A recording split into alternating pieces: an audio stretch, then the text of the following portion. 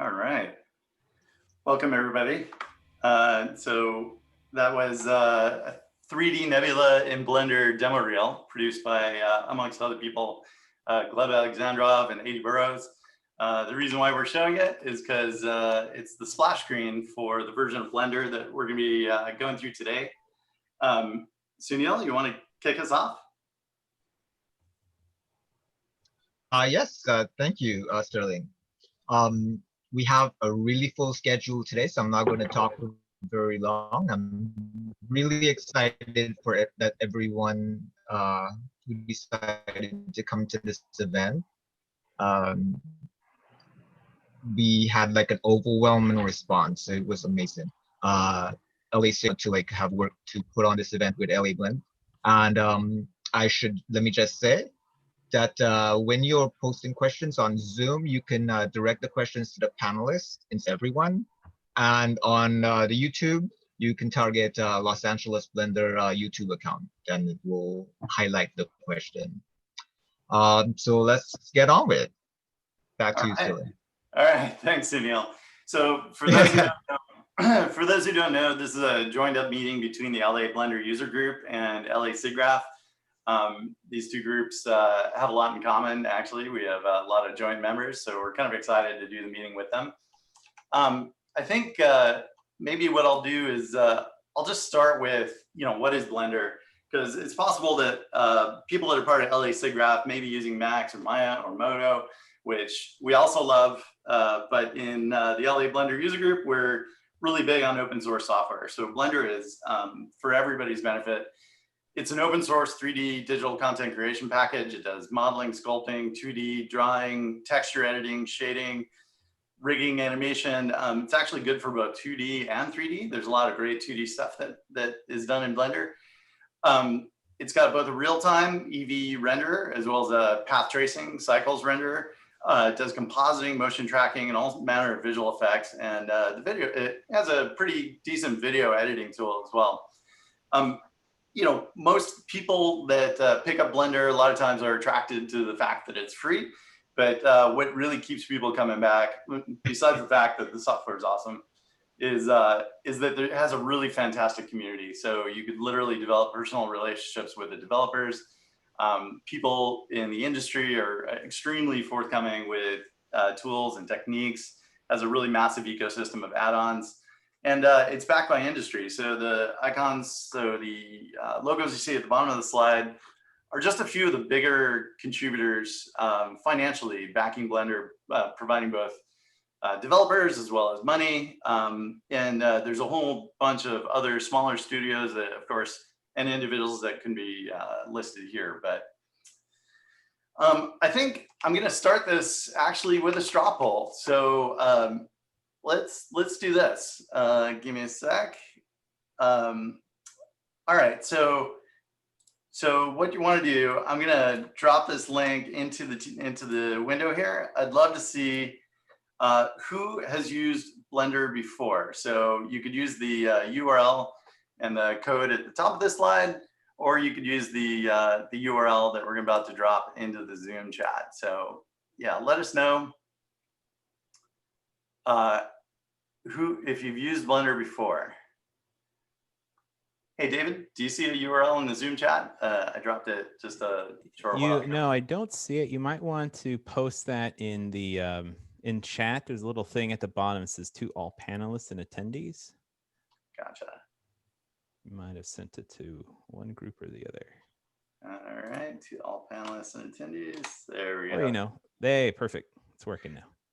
So, all right. People are voting. So I allowed people to vote more than once so they could choose both personal and professional projects, because I know a lot of people do both.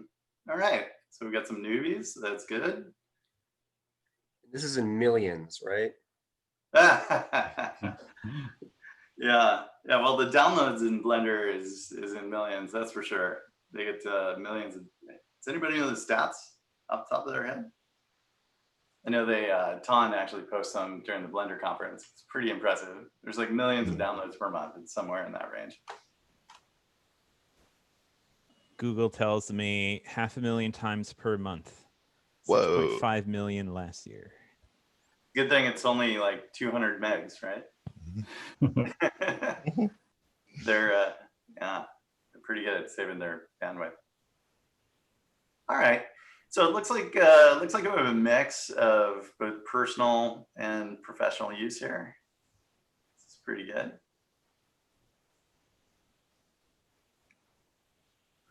But the vast majority of you have used Blender, so that's great. Okay, I tell you what, let's do just one more poll here. Tell us what capability of Blender is most useful to you. So modeling and sculpting, animating and rigging, texturing, shading, lighting, rendering, visual effects, compositing, or video editing. Go ahead and vote again.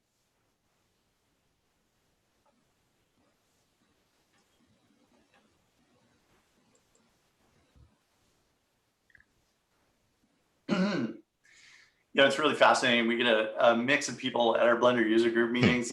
Everybody from scientists doing data visualization to game developers to coders. There's people that are doing really amazing things in our group with machine language and Blender doing kind of AI-driven modeling and visual effects. It's really kind of a crazy mix. So awesome. All right. This is a pretty good mix in here as well. So, all right, good to see you. So feel free to keep voting. In the interest of time, I'm gonna move on. So let's let me get back to my presentation. All right. So, you know, what we like to do in these meetings is talk about what's new in Blender. So usually I go into kind of what's happened in development in terms of there's 3 different versions of Blender in development at the moment. There's 2.83.5, which is a long-term support version of Blender for production houses. The version that is going to be released next week is 2.90. It includes a pretty large number of features, and then there's a 2.91 that's already in development.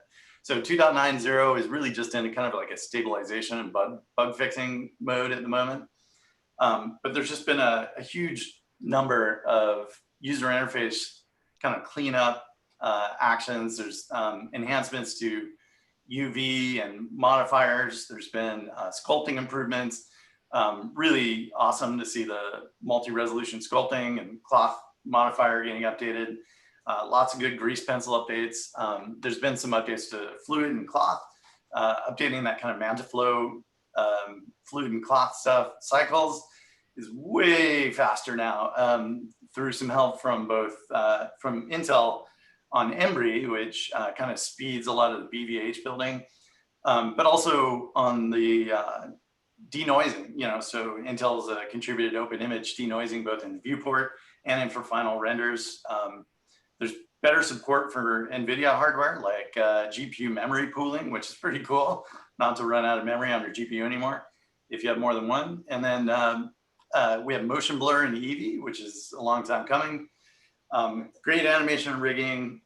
There's some kind of minor polish to virtual reality, but anything virtual reality we find really interesting. And then lots of great kind of underneath plumbing enhancements. So what I'm going to do here is just, I'm going to go ahead and just demo a few of those. So give me a sec. All right, let's see. So what we have here is a new about screen, which kind of tells you what build and what hash and what branch you're downloading from, which is really handy for people like me who use a lot of experimental builds. Down in the lower right, we have some new stats. So you can actually see video memory. You still have the option to see scene statistics down on the bottom, but developers now default it to be up in the upper left corner in your 3D view, which I kind of prefer. You know, also from a UI perspective, hitting F3 and searching for commands gives you not only the menu path to the command, which I absolutely love, but also on the right, you'll see the hotkey, which in this case is Shift Control Alt A, right? Which is not super memorable, but you can see, you know, that'll allow you to kind of navigate all the way down, which is great for tutorials and things where you're trying to teach people where to find things. Let me just show you some other UI features here. So what we have here is just like a really simple model. This heart is like super low poly. It uses a mirror modifier to kind of complete the model. And that's great. It's got a subdivision surface to try and smooth it out. Who here sees the problem with this? So if you kind of look carefully at the heart, you'll notice there's some weird pinching going on. So you think, oh gosh, okay, I gotta move these modifiers up and down. Look at this, drag and drop. Everybody's been waiting for drag and drop ordering of modifiers for a really long time. So it's super exciting. And we can just add more love here between LA Blend and SIGGRAPH. All right, so let's go ahead and let's take a look at maybe some modeling and UV editing. So what I've got here is just kind of a simple cube with some textures applied. We've got some UV editing tools, which kind of help game developers, but just everybody generally. So in the upper right corner, actually not in this menu here, but in this upper menu here, we have these two options to kind of connect face attributes and also to keep connected. And what this lets us do is modify the mesh in a 3D viewport, and it prevents UV stretching. So it'll automatically tile. So what you'll see here, if we grab one of these faces and we just kind of expand it. If you look in the lower right window, so in prior versions of Blender, that UV would be stretched and you'd have to go and do some other stuff. But now we can just kind of edit this thing as we like, and it just looks wonderful, especially if you have tileable textures. And there's our wonderful cube. So, so some other features, we're just gonna show, there's been improvements to the ocean modifier. So if you've never seen the Blender ocean modifier, this is, I guess, based on the same ocean simulation tool set that Houdini uses, but we have these foam and spray options. So the foam had come to us in a prior version of Blender.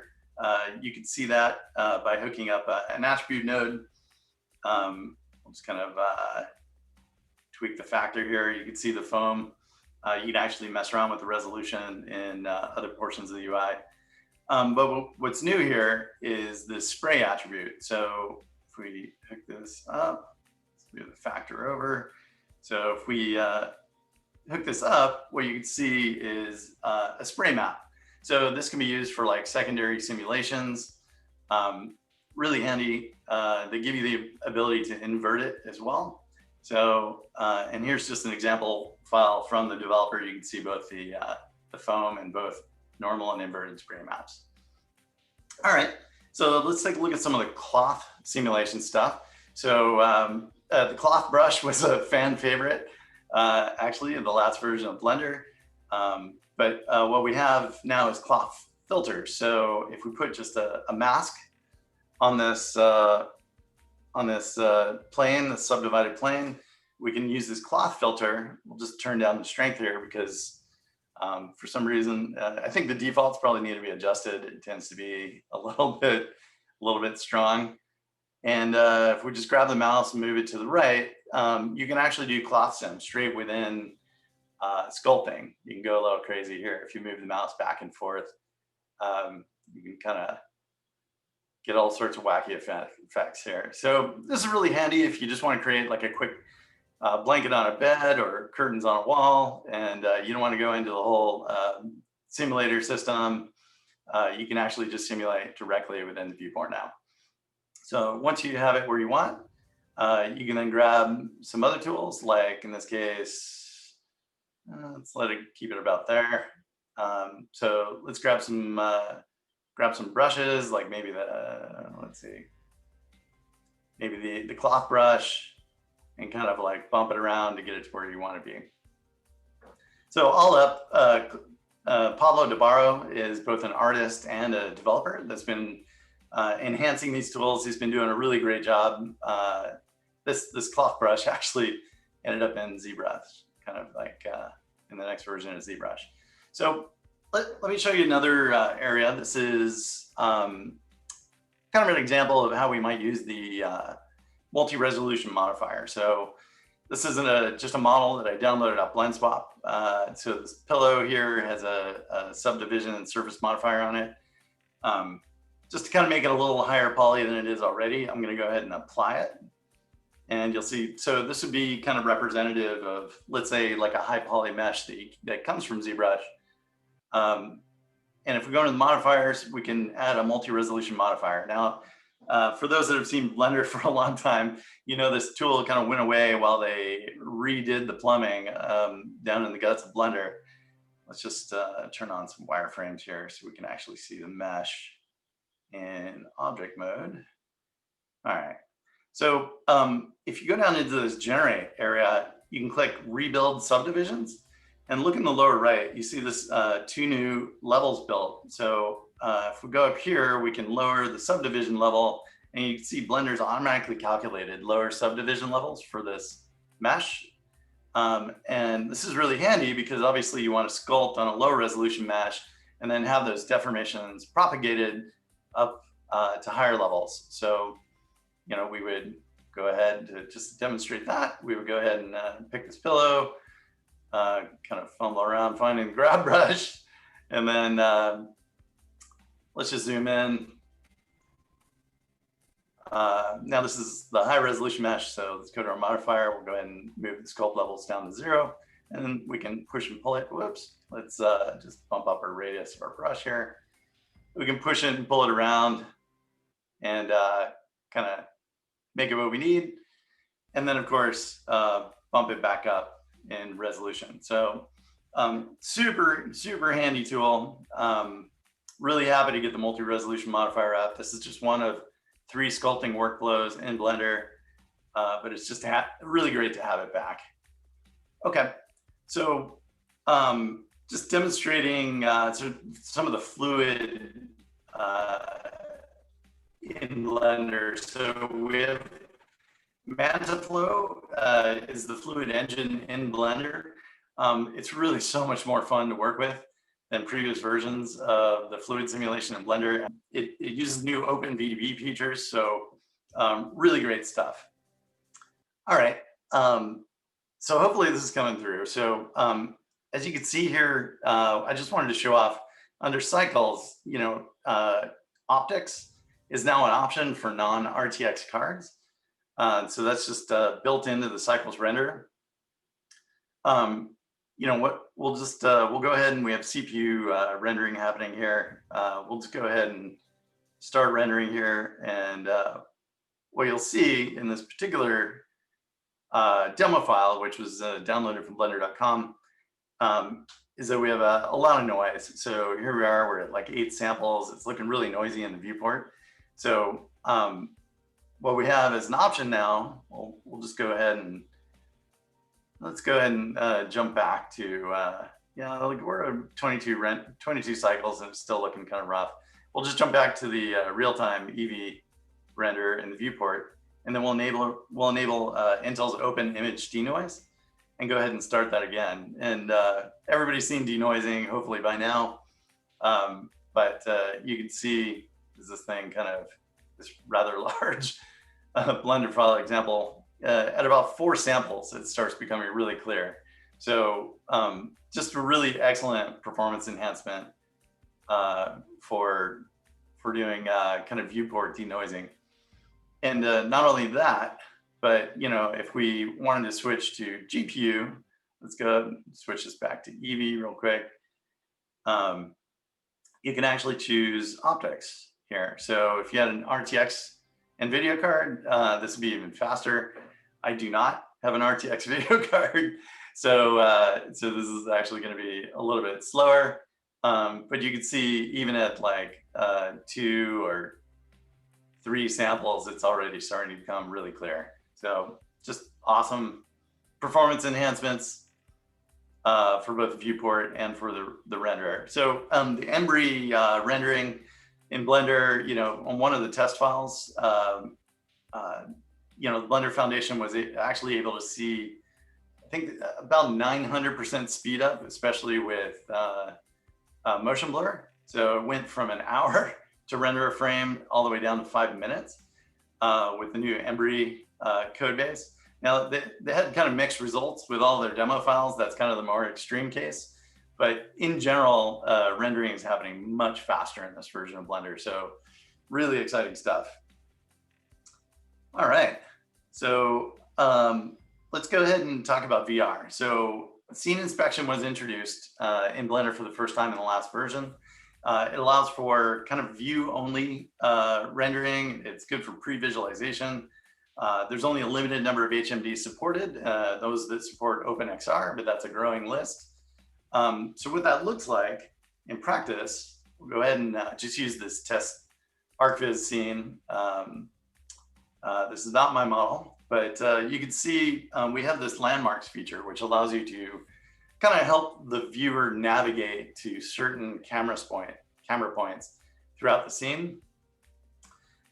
So we have the ability to show the VR camera. So what I'm doing now is I have my HMD in my hand and I'm actually moving it around, and you can see it moving inside the scene. You can actually move between these three landmark spots. Here, let me just show the first person perspective of what this looks like in Blender from that HMD. So that's kind of exciting. You can also show the landmarks. So these three cameras have been marked as landmarks. And this version of Blender just enhances this landmarks feature to be a lot more robust. So position, rotation, all of that's maintained in the landmark now. You're able to, from wherever the viewer's perspective is, set a landmark. And you can actually just take a camera and make a landmark kind of straight within this UI. So you have kind of these cursor to VR landmark, scene camera to VR landmark. And I'm just going to follow up with a couple of links that I think everybody should know.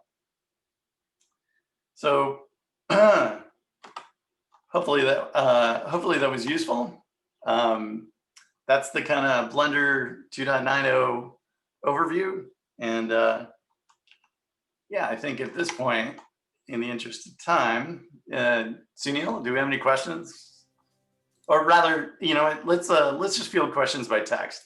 In the interest of time, I'm going to turn things over to Barnstorm. You guys ready to present? Sounds good. Thank you. All right, you bet. Let me stop sharing.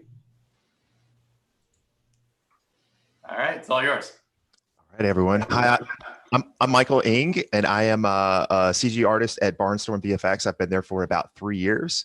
A buddy of mine, Chris Parks, that I work with, is also in the room. He's going to be showing off some, giving kind of an example of what our workflow is. We do not use Blender exclusively. I'd like to be very clear about that before we play our reel. These days we are doing a lot of our scene work in Houdini, and we're rendering with Arnold. And this was just a decision because we've started to take on a lot more simulation work, and many sim artists work in Houdini. So it's became sort of a holistic place where we can put everything together. That being said, we have options to use whatever tools we want. We have Max and Maya license, and our entire team of modelers, we always use Blender. Blender is our go-to for modeling.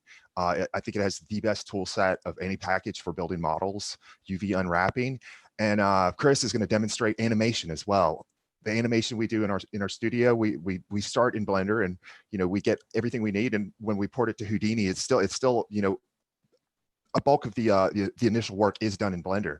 I'm gonna shut up for a minute and play a reel for you. This is a reel of the work we did for Man in the High Castle season 4. And let me share my screen, and I will play this.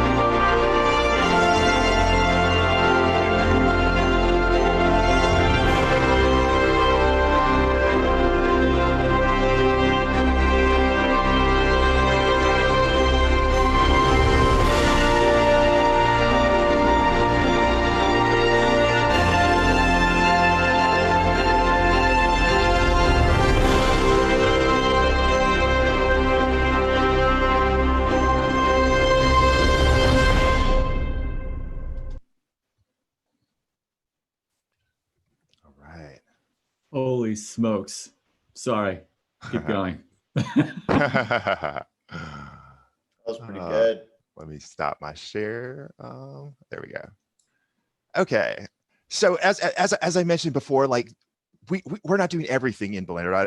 I don't want to misrepresent ourselves, but we use Blender, I mean, very extensively. That train derailment sequence, I believe Chris is going to talk about that. He handled the animation, the initial animation for the actual movement of the cars, which were then passed downstream to sim artists.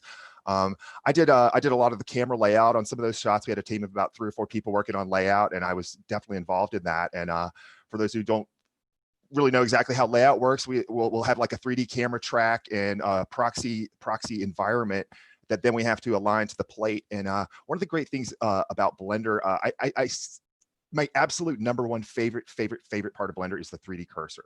The 3D cursor, they don't have it in any other package. I don't know why. It's so easy. You can just drop your cursor anywhere in your scene and use that as your orbit point. And when you're aligning cameras, that is a lifesaver. You can just be like, oh, my perspective's just off by a millimeter. If only I could rotate around that one random item that's 100 feet this way.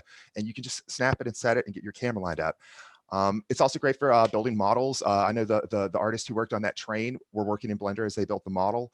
The track was, of course, a Blender spline that we laid down. To start things off, we actually, there's a great add-on you can get for Blender, the OSM OpenStreetMap. You can just locate any place in the world, and it will provide satellite terrain data, as well as if there's roads or anything. Like for the DC shot, the Washington DC, I actually did the layout for that shot. We used OSM just to get a map of what the streets in Washington DC look like, and use that to start building out our set. But for the train derailment sequence, that was filmed in this area of Vancouver, British Columbia, Squamish Valley, I believe. And so we just downloaded, got the terrain of that, and we were able to start laying out our scenes against the photography. And oh, there's that mountain. That's okay. Now we know where we are. And we laid the tracks with splines in Blender. The actual geometry of the ground that is eventually passed downstream to Houdini to be simmed. I actually created the terrain for that. It was, simple proxies, but I had like a layer of dirt and then a shrink wrap modifier of snow and added boulders and whatnot, just to give geometry that would collide with the train and eventually be turned into a simulation of snow and dirt and debris. So Blender is a major part of our pipeline. We use it. I was working in it last night on a project for work, and it's our go-to for modeling, UV unwrapping, and previs. We do some previs in it. Chris is going to talk about that. Animation. But yeah, it's definitely a valuable tool in our pipeline. And for me, I love it for my personal projects. I wouldn't be in 3D without Blender. It was free, which is the perfect price, and it got me into this. And I love Blender, and I love the community. I love these people in this room: Colin, David, and Sterling. Thank you for inviting us, and Sunil too. And I'm gonna pass this over to Chris and let Chris talk some. Thanks, guys. All right then. What we were using Blender for this, we had a pretty cool workflow.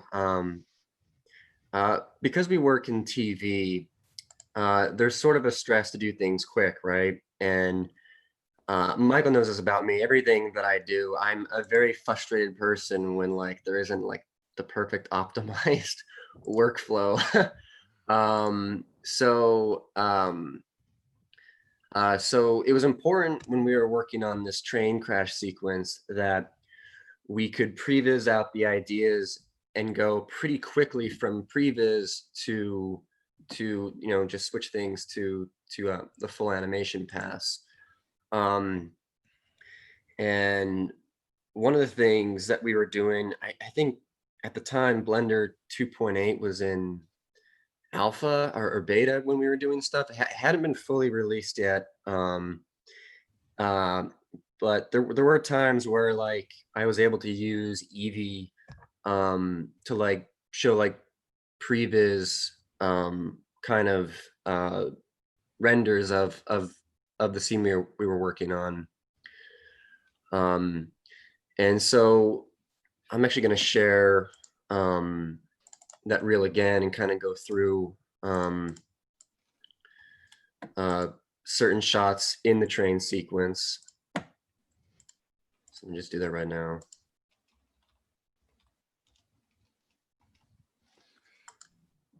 Okay. So yeah, this whole train sequence, this is sharing, right? Yeah, so obviously, okay, yeah. So obviously, the train coming off, this destruction right here. I wouldn't say obviously, but it's obvious to me, Michael. But we did a lot of this stuff actually in Houdini. But what's funny about this actual train crash is the motion of the actual train crashing through the environment was based off of a rigid body sim that I did in like in an hour in Blender.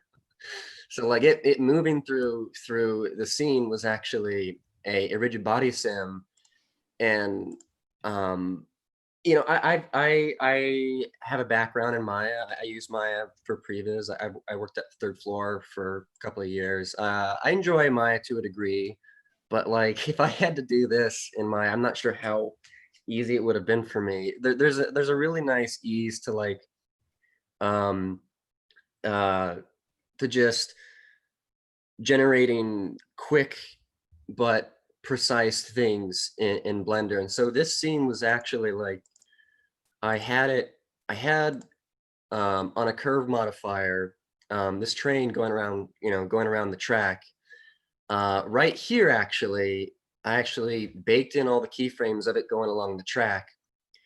And then everything after that was a simple rigid body simulation of it bouncing around the ground. And what's really good about that is you can go after that and kind of massage it and animate it. And so it was really fun to very quickly generate like a really cool dynamic, train careening off of a train track. And particularly the movement right here with this spin right there of that front car, that would be a really hard thing to come up with animating, right? But if you can just sort of look at these ideas, and I did this previs in like maybe like a week or 2 weeks, and that previs ended up being sort of what dictated the final animation, which was really great.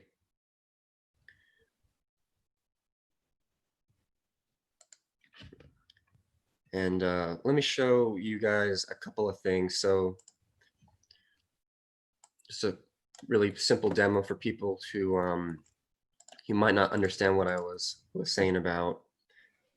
So right now I have these trains on a makeshift track I just made, and I have these guys set on a constraint modifier, which is follow path. All this does is just follow the curve of this track that I made, and the same thing with this, with this track. It's following this curve, and I had this stuff go along this the spline that I generated, and at the moment of the time, it would need, like, say, like right here with the cursor, it would need to careen off. I would just bake the file or bake the action real quick up to that point. So let's say that's 153. And so now this train is not connected to the track. And I can very quickly do and this would take me a while to set up in most other programs, which is kind of why I'm demoing it. And then I can very quickly from 153 frame turn it off and have this shoot across the track. And I guess hold on, I'm screwing something up right here. And this worked earlier. Damn it. All right. Well, I'll figure out. Anyhow, what? Oh yeah, shit. Damn it. Okay. I think if you shift the animated 1 frame left. Is that what it is? Yeah. I might have seen that wrong, but.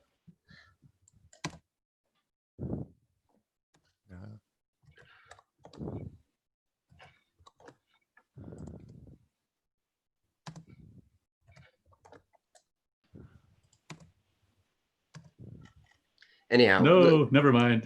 yeah. But I would get like a really good animation careening across of the train, you know, spinning and spiraling on the ground, and just the quickness of it was something really, really valuable when we were doing it. This is gonna drive me crazy.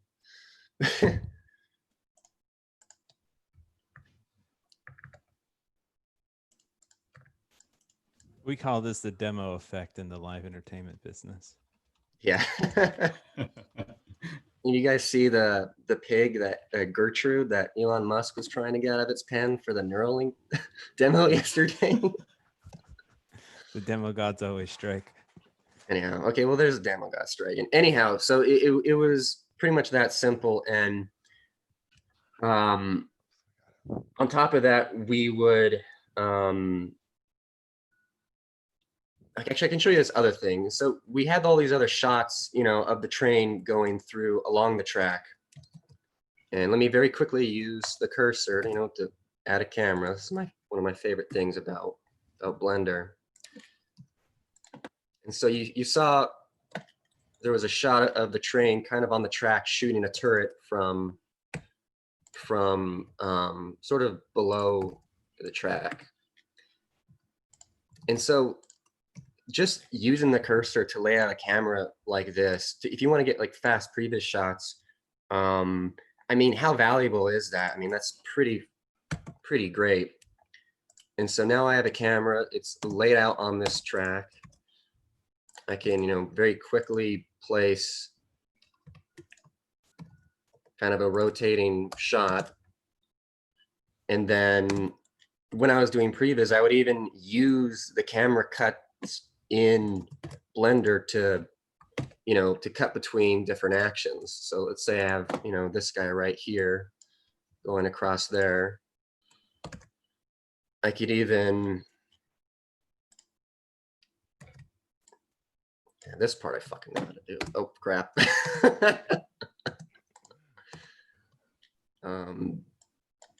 And then switch very easily to, you know, this camera.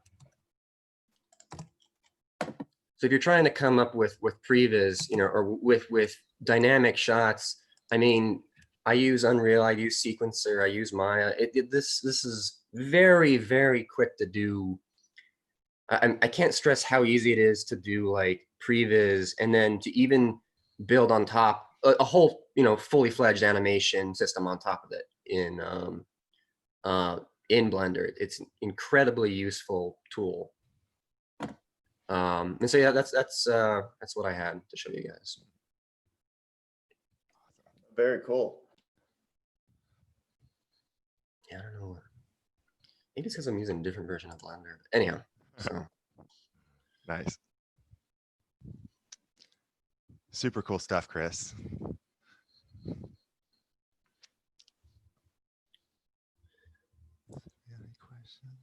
oh, are there any questions too for us? I think We'll be doing the Q&A later on, Okay. all at once. Or did you want to like do the Q&A for this one now? You can do either one.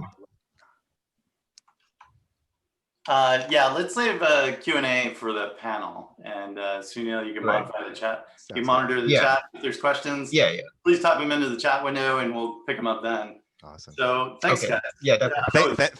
Very Thanks for having us. Yeah, it was awesome. So stick around and we'll get you on the VFX panel. Colin, you ready? I am. All Awesome. right. Let me stop sharing. You can take it from here. Why don't you introduce yourself and Sure. Yeah, let me figure out how to share my screen real quick. yeah, the green share screen button at the bottom. Yeah. Down at the bottom. And I shared the wrong screen. Let me That's get that okay. again. Demo effect. It's just rolling.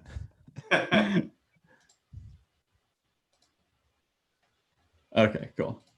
Hello, everyone. All right. Well, thank you very much for having me. Very excited to be here. My name is Colin Levy. I'm an independent filmmaker based in Los Angeles.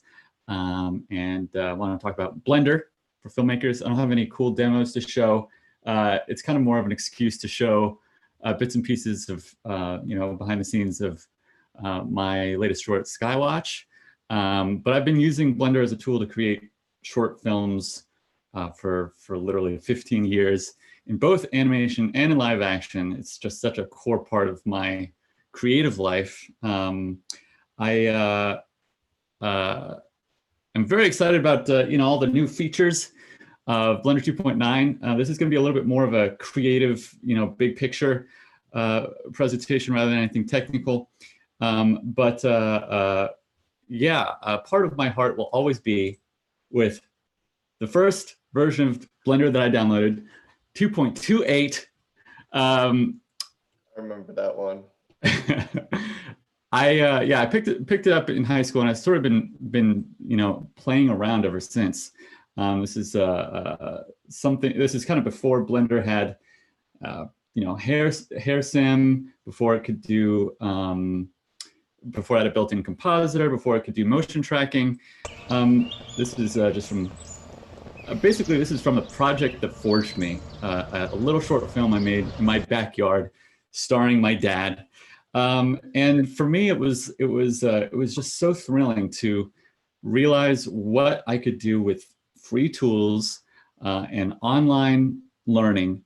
Blender has allowed me to tell super ambitious stories in the genres that I love. I kind of just wanted to talk about sort of big picture, how my process has evolved and how Blender has been a part of that process.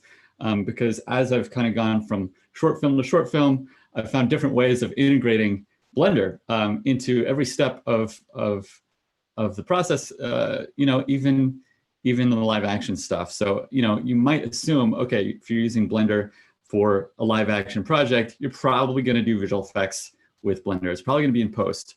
But I'll kind of get more into this, but from really the conception of an idea, I love to be playing around in Blender. Designs, boarding, the grease pencil tools are freaking cool. I've only just started doing some boards in Blender, but you can kind of do 2.5D stuff I'm really excited about, prototyping kind of sequences in board form. Filmmaking is basically problem solving, and Blender is a tool to solve problems. So I'll revisit this later. I also was super fortunate enough to work on a couple of the animated projects that the Blender Animation Studio has done in Amsterdam, Sunil and Agent 327. So of course, those projects, soup to nuts, completely done in Blender, and I've been learning so much. The learning never stops. But back to Skywatch. So yes, this is a passion project, a really ambitious 10-minute sci-fi short film that I shot in 2014 and released last year. So for those of you who haven't seen it, it is on YouTube, so you should go check it out. But here's a little social media teaser that I posted just before we launched last year. Let me actually switch to, there's like a way to make it work better for video that I'm trying to remember. Optimize screen sharing for video clip. There we go. That's the one. Dude, this is so bad. Enjoy your order. I think he's got a lady friend over. Oh, what is it? Oh, you'll see. Mike, what's it doing? I'm getting an error in the drone. Oh my God.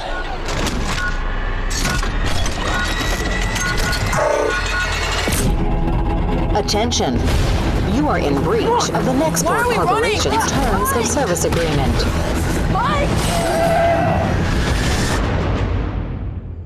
Please remain where you are, and someone will arrive to assist you.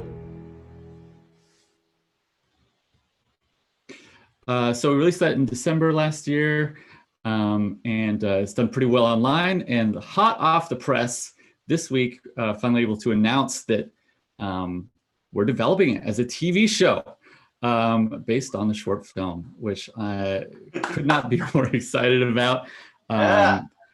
Thank you.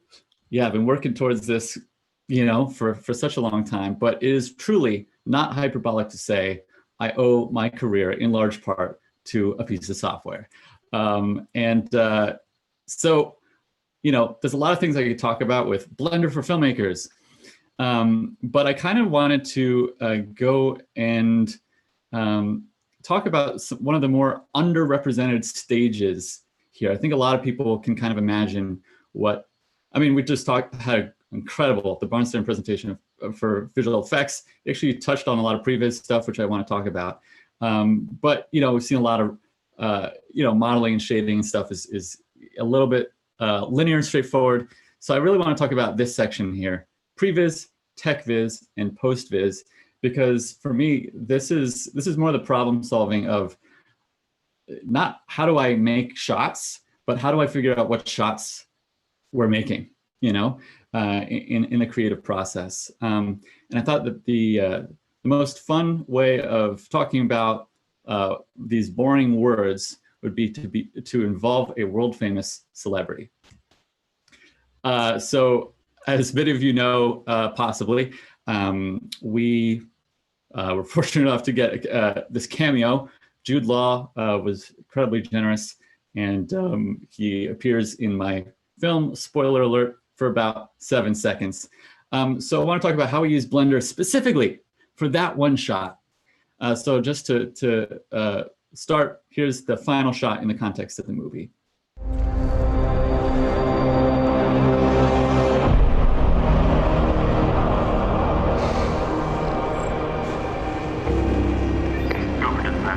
I'm gonna need some tech support.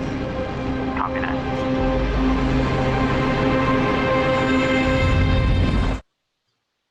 Okay, so, the reveal of our villain, very dramatic. Pretty simple shot, but a lot of thought went behind it, and there's an interesting story to tell, I think. So the previs, let's start with what this sequence kind of felt like in previs form. My goal, I'm a very anxious person, and I'm also kind of antisocial. And so whenever I make a live action movie, I get really stressed out about the shoot, of course. And my goal is to make as much of the movie in my bedroom as possible, prior to and after the shoot. So, for a whole lot of the movie, I kind of had previs kind of to this degree.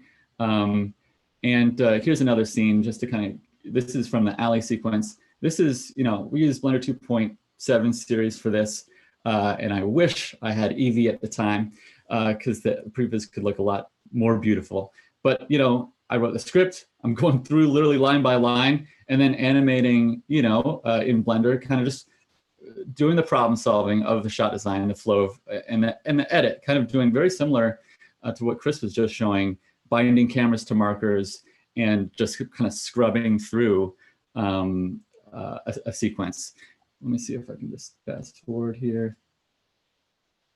So yeah, here's the, really crude, obviously, but with planning like this that I'm doing in Blender, I can go out and get an element, from a drone, and then turn it into a freaking dramatic sequence, which is mostly, put together in Blender, of course.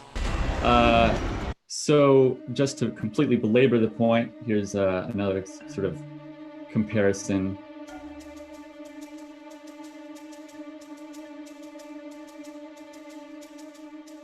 So now I want to talk about tech viz, which is a little bit, this is kind of new for me for Skywatch. So just to jump in, here's the tech viz for the same exact shot. And it looks very similar, obviously, but as you can see, there is a green screen with tracking markers in Blender. Why does that make any sense? Also pay attention to the lighting. Basically, the point of tech viz for me is preparation. As I said, very anxious person.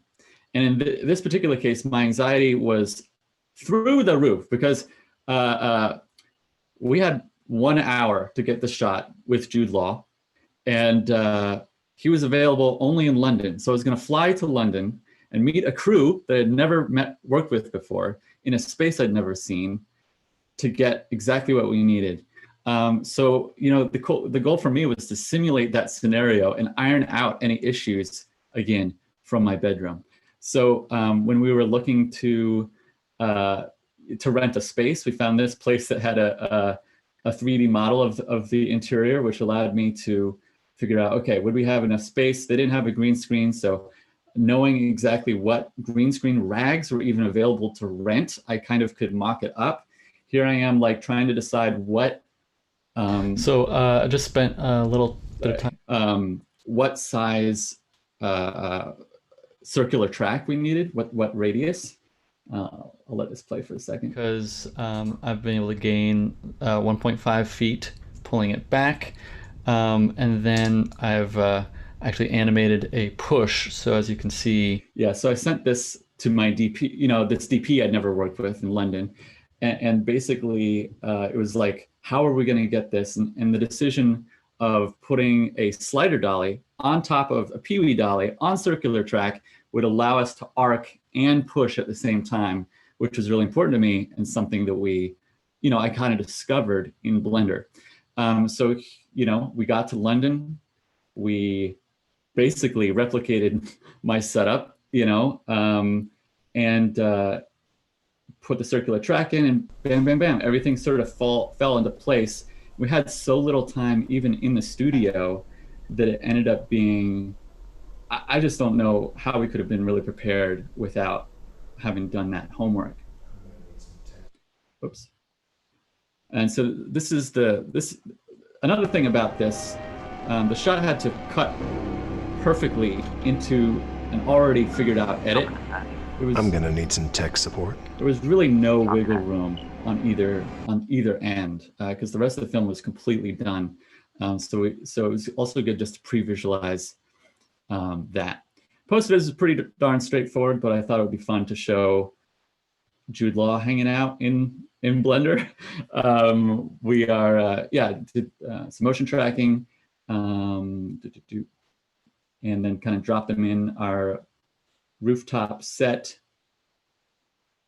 And so this is kind of more the layout process of trying to figure out what's back there in the background. I'll just scrub again, pre-EV, and that turned into this, which we could just drop in the edit and make sure everything was working before spending forever in really making everything beautiful. And just to show you a random reel of other sort of post-viz, like after we shot, the film was really broken in the edit, and it's really hard to edit when you have a CG character that's really important.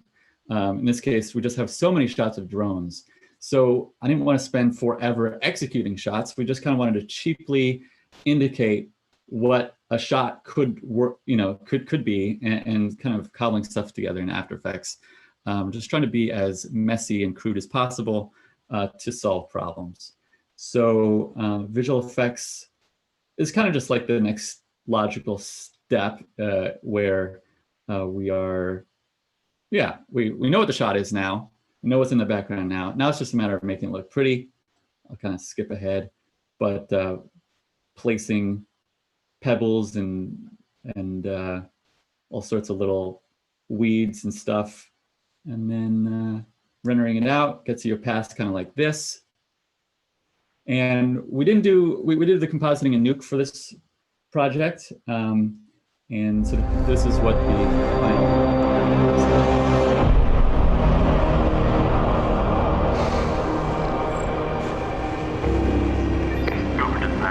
I'm gonna need some tech support. Copy that.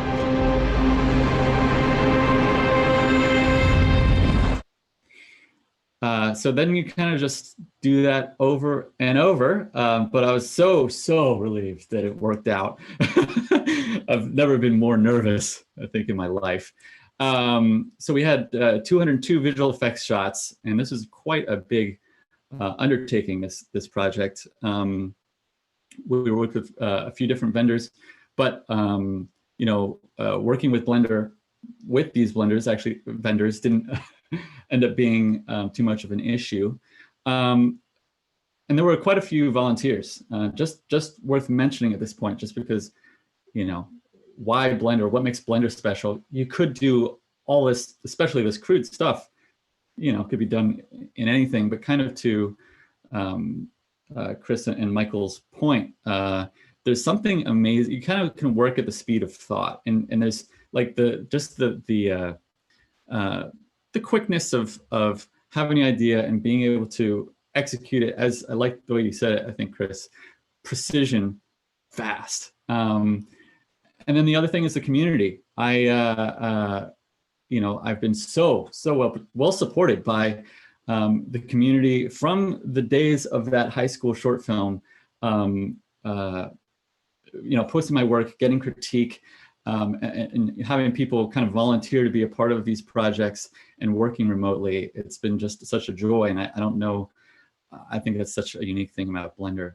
So I think I'd like to spend another couple minutes, if that's all right, talking about a completely different part of the process. We talked about, this stuff in post, but just to show you rewinding time all the way to 2014 for Skywatch, more of the exploratory, the use of Blender back before I really knew what Skywatch was going to be. So this is the very important asset for us. This is a portal. We're in this future of drone delivery where drones deliver packages, and those packages arrive inside the home. So what the heck does that appliance look like? Of course, the first explorations, maybe I don't know, hopefully you guys can see this all right. The first explorations are, in 2D, but very quickly I like to jump into 3D, and I fortunately already had a small team of people who are helping with the look dev kind of exploration. So, this is a completely different world. Here's a couple animation tests, like, okay, how does a pod come in? Looks like a capsule. What does this appliance look like? It's a little bit of an interior or an industrial design challenge. Different ways that a package could be presented. Doing a little lighting test. Obviously so many different ways you could go there. And then a little visual effects test that helps kind of communicate to the broader crew what we're doing, but also to explore some of the challenges. So this is, incomplete, but it's just like, how are we going to shoot this and how is it going to look? This one looks kind of like a mailbox. This version is way too, this is beautiful. This is, getting much more closer into full execution. Might be something you'd see at a more industrial scenario. Here I am with Blender celebrity Andrew Price, almost as exciting as Jude Law. We're actually mocking this stuff up in 3D. So, kind of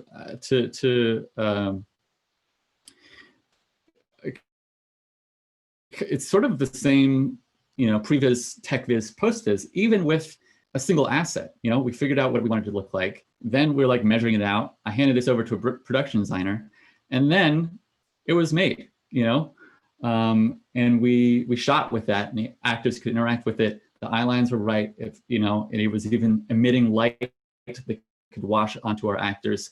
And so that's just one way that Blender ended up being used prior to. And here's kind of what it, ended up looking like in the context of a shot for 90% of the shots with the portal in it. Oh no, my internet connection is unstable. For 90%, okay, cool. Of the shots with the portal in it, it was full CG. And of course, the same is true with the drone itself. Just a lot of iteration. Could talk for hours about, there's just a whole lot of work that went into this over the past 6 years.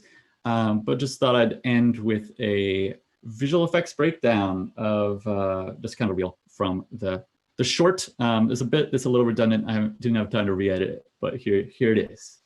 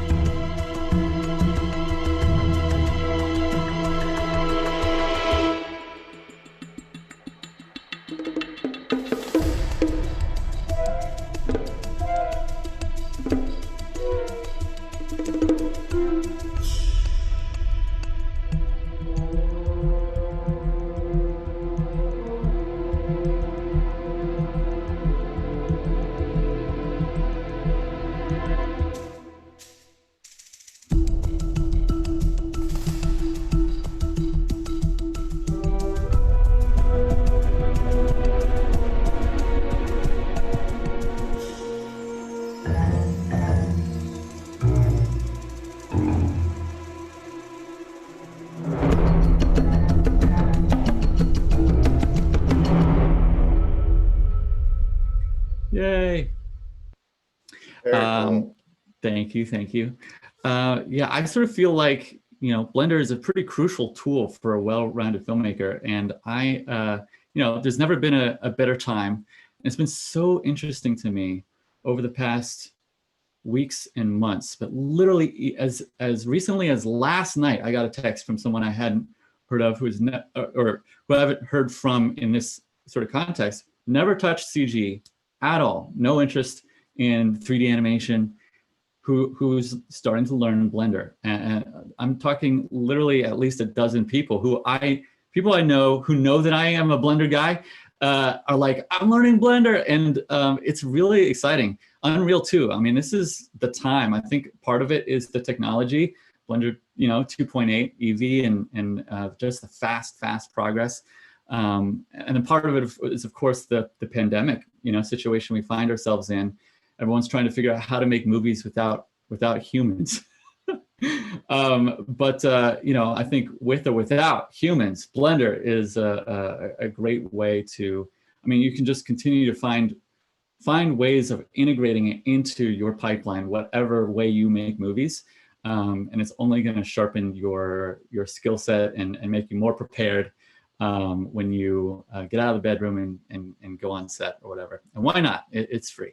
So thank you so much for having me. If you're curious to follow me or the developments on the SIGGRAPH TV show, I'm on Twitter at Colin Levy. Thank you. Awesome. Thanks, Colin. Yeah. Appreciate that. Awesome session. Whoops, let me just do this. So again, I'm sure there'll be questions for you. We're answering those in our VFX panel. So if you have questions, submit them via the Q&A tool in Zoom. And Sunil will be collecting those and relaying them when the time comes. But in the meantime, in the interest of time, Dustin, are you on the line? I'm here. Let's see. Can you guys hear me now? Yeah, we can hear you. Great. All right. Let me go ahead and stop sharing, and the mic is yours. Awesome. Let's go ahead and introduce yourself first, and then. Cool. Let me share my screen as well. Optimize. And 1 sec, it's moving the window, crazy places. All right, here we go. What's up, everybody? My name is Dustin Bowser. I am a director and a visual effects supervisor with a company called Visual Creatures. And we actually just, I wish I had some of this stuff that I could show you guys. We literally just wrapped yesterday on the visual effects for the Russo brothers' next project, starring Tom Holland, called Cherry, where we used Blender a bunch, along with a bunch of other things, Houdini and some other tools. But actually, Blender played a major role there, so that was cool. Unfortunately, I won't be able to show any of that stuff yet, but I'll be able to show some of that stuff soon. But here is just a quick little montage of our studio and some of the stuff that we work on. None of this stuff is Blender, but this just gives you an idea of the kind of things that we work on. Let me start my my stopwatch here so I can keep an eye on time. But since 2.8, we have been very interested in Blender. We've been seeing amazing work from it, and that's what's caused us to be interested in it. Even Colin, your stuff on Skywatch, I remember at the studio when that first dropped, we were passing it around like, see, it can do this, it can do this. So anyway, let me play this montage real quick just so you guys can get an idea of some of the stuff that we do at our studio. We're a motion design and a visual effects studio out in Los Angeles.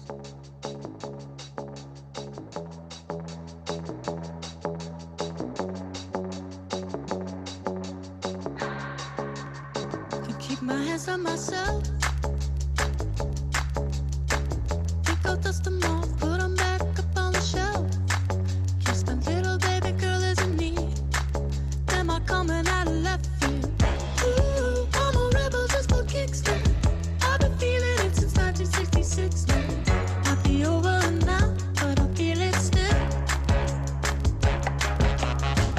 Ooh, I'm a rebel just for kicks now. Let me kick it like it's 1986 now. Might be over now, but I feel it still. Got another mouth to feed. Leaving with the babies till the mama call a grave digger. Gone with the fallen leaves. Am I coming out of left field? Ooh, I'm a rebel just for kicks now. I've been feeling it since 1966 now. Might have had your fill, but I feel it still. Ooh, I'm a rebel just for kicks now. Let me kick it like it's 1986 now. Might be over now, I feel it still. We could fight a war for peace. Give in to that easy living, goodbye to my hopes and dreams. Stop flipping for my enemies. We could wait until the walls come down. It's time to give a little to the kids in the middle. Oh, until it falls, won't bother me.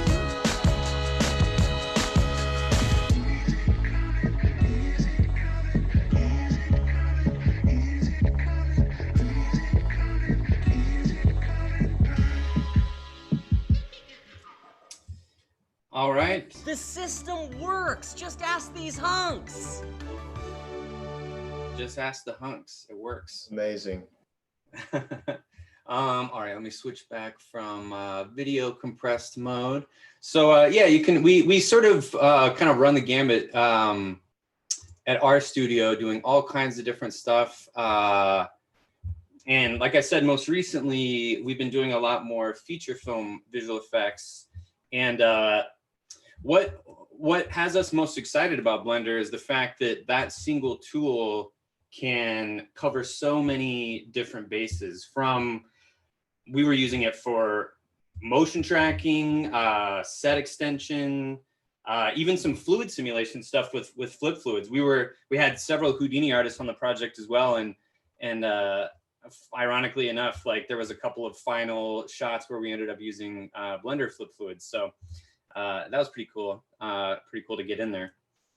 So anyway, I want to demo just a little bit, sort of real time, kind of how you might approach some visual effects stuff in Blender, and maybe just give you guys some ideas. And I'm sure the demo gods are gonna bite me, but I prayed to them before the demo, so we'll see how it goes. So this is the kind of thing that I kind of mocked up to show you guys, just a little sort of creepy Stranger Things-esque looking kind of veins on the wall. It actually, off of what Colin was talking about, this is sort of a little previs kind of visual look dev test for a project I'm working on right now. So this is just me shooting on an iPhone in my office here, putting some motion, some tracking dots on the wall, and just seeing sort of how feasible is some of the imagery that I want to create in the project. So you can imagine it'll be a lot more scary if it was at night. So imagine this, you know, night, flashlight sweeping across, you get the idea. So, but this is how, let's jump in and I'll show you some of the steps for how you might create something like this in Blender. So in here, I've got my plate that I brought in. I've already sort of prepped it, and this is a much longer clip, and I've discovered that this amount of frames was sort of doable in terms of the motion tracking. You can see I've got some tracking dots here because otherwise there's a lot of just white space and not really anything for the camera tracker to grab onto. So if we switch over to our tracking page, and I will just save a new version of this so that I can blast away everything I did and kind of show you how you might set this up. This is the final track after a bunch of trial and error and whatnot, but let's see.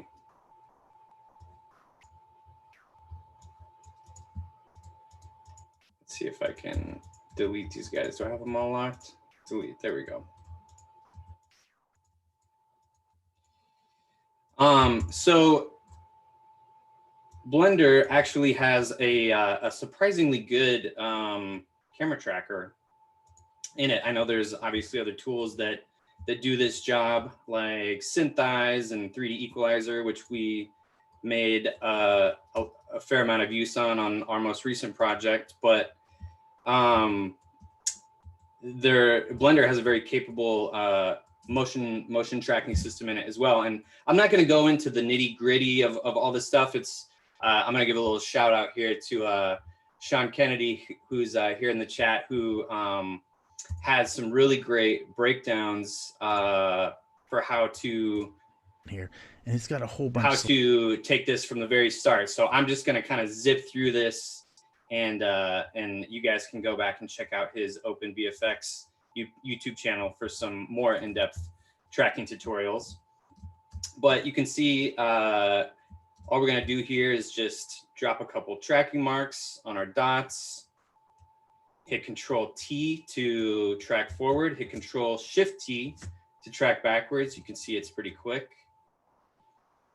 And on a shot like this, what I found after testing it a bunch was that as opposed to dropping down a bunch of automatic trackers that potentially are going to have error and other kind of stuff that you don't want, I found that it was actually cleaner to get the result that I wanted by just specifically doing all the work on the markers myself, which was a little tedious, a little slow, but I was able to sort of test as I went here. Hold on, it's crashing up a little bit. I was able to sort of quality check each of the trackers with this cool window over here. You can see if I click this and I scrub through, you can actually see a stabilized view of what the tracker is looking at. And you can actually, I always forget what the hotkey is. Is it this? No.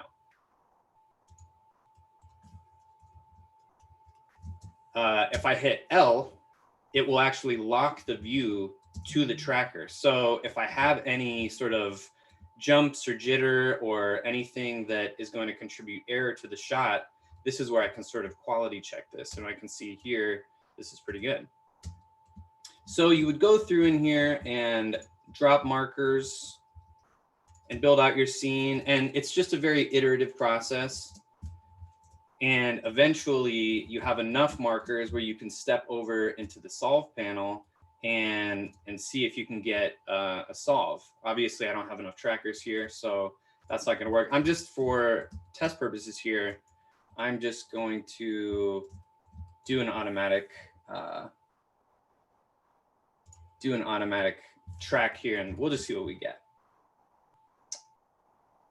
If I hit add features, it's just going to add a bunch of auto tracks based on points of contrast that it finds. It's actually interesting, it's not finding any on the dots themselves.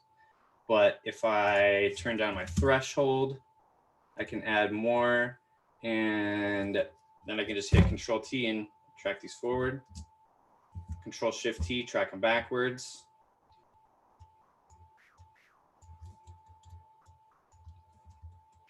And let me hit L again, because that's why it's kind of jumping out of the view. It's following my tracking markers. Drop a few more here. Detect features. And I just want to show real quick, the reason I'm doing this is I want to show a little bit the cleanup process that you have to do to get a decent match move.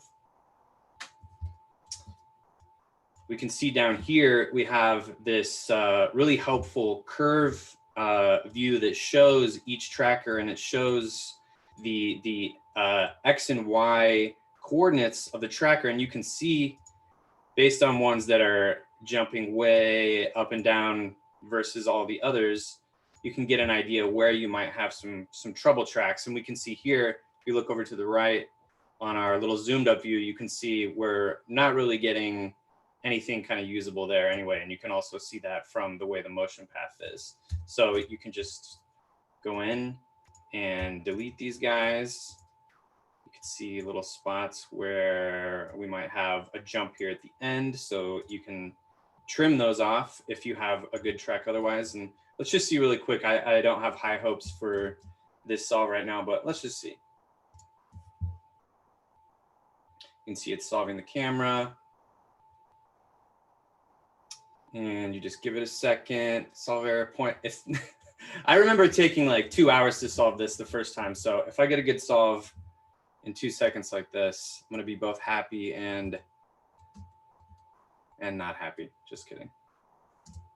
But you can see now we've got this, this motion path in this camera. And we've even got some tracking markers that we can use to sort of figure out our scene geometry and recreate the scene in 3D. So I'm going to jump back to my scene where I know I have a good solve. And we'll take a look at that process. So you can see here, this is just a more cleaned up version of what we were just looking at, but you can see that we've got a representation in 3D of where these markers are, which represent the markers that I put up on the wall so that I could get the geometry of this corner. So the next step, if you were to try to place something in CG in a situation like this, is you want to a certain extent, recreate your scene geometry. And depending on what you're trying to do, that could potentially be simple, or as the Barnstorm guys were showing, sometimes you have to have full set reconstructions. And we did actually a lot of that on Cherry. We had a lot of simulation work and a lot of things that needed to collide with the terrain and things like that. So we had to do various scene reconstructions. But in this case, it's just a cube, luckily for us. And this is a stage where you really want to be as accurate as you can be when you're recreating what your set is, because if you aren't close, if you're not accurate at this stage, then you're going to be fighting issues the whole rest of the way. So I'm just hitting Shift Z here so that I can look at this in a wireframe view. And I'm just trying to kind of line up our cube with what I can tell are our straight lines that represent the wall. And I'm just hitting 7 on the number pad so I can look at a top-down view. And again, if I'm sort of jumping through some of these steps, I apologize. My intention here is really to show you sort of the steps that you might have to go through when you're doing any sort of visual effects shot in Blender. So let's see. And sometimes as well, what I'll do if I'm doing something like this is I'll jump in and I'll potentially just subdivide the geometry so that I can get an even better idea of what it is I'm looking at here.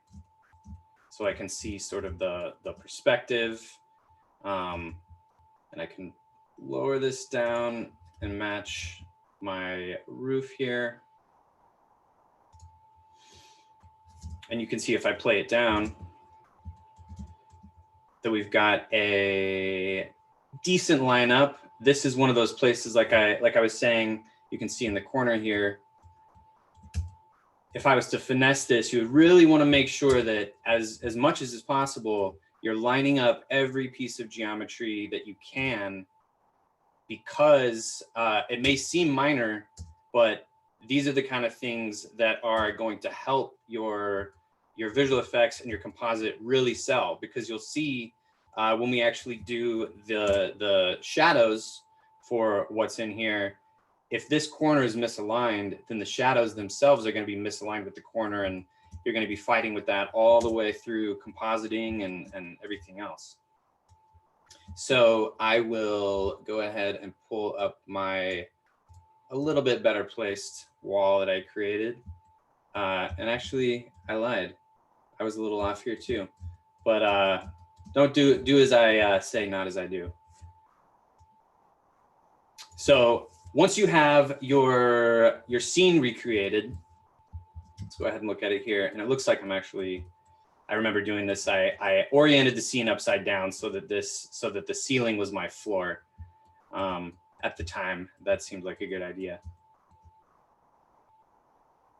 So once we have this, the way that I created the veins was I used a really cool add-on that I'm sure probably many of you are aware of, but if not, it is actually for making Ivy. It's called Ivy Generator, and it's I believe it is an add-on that comes with everybody's Blender. You just have to activate it.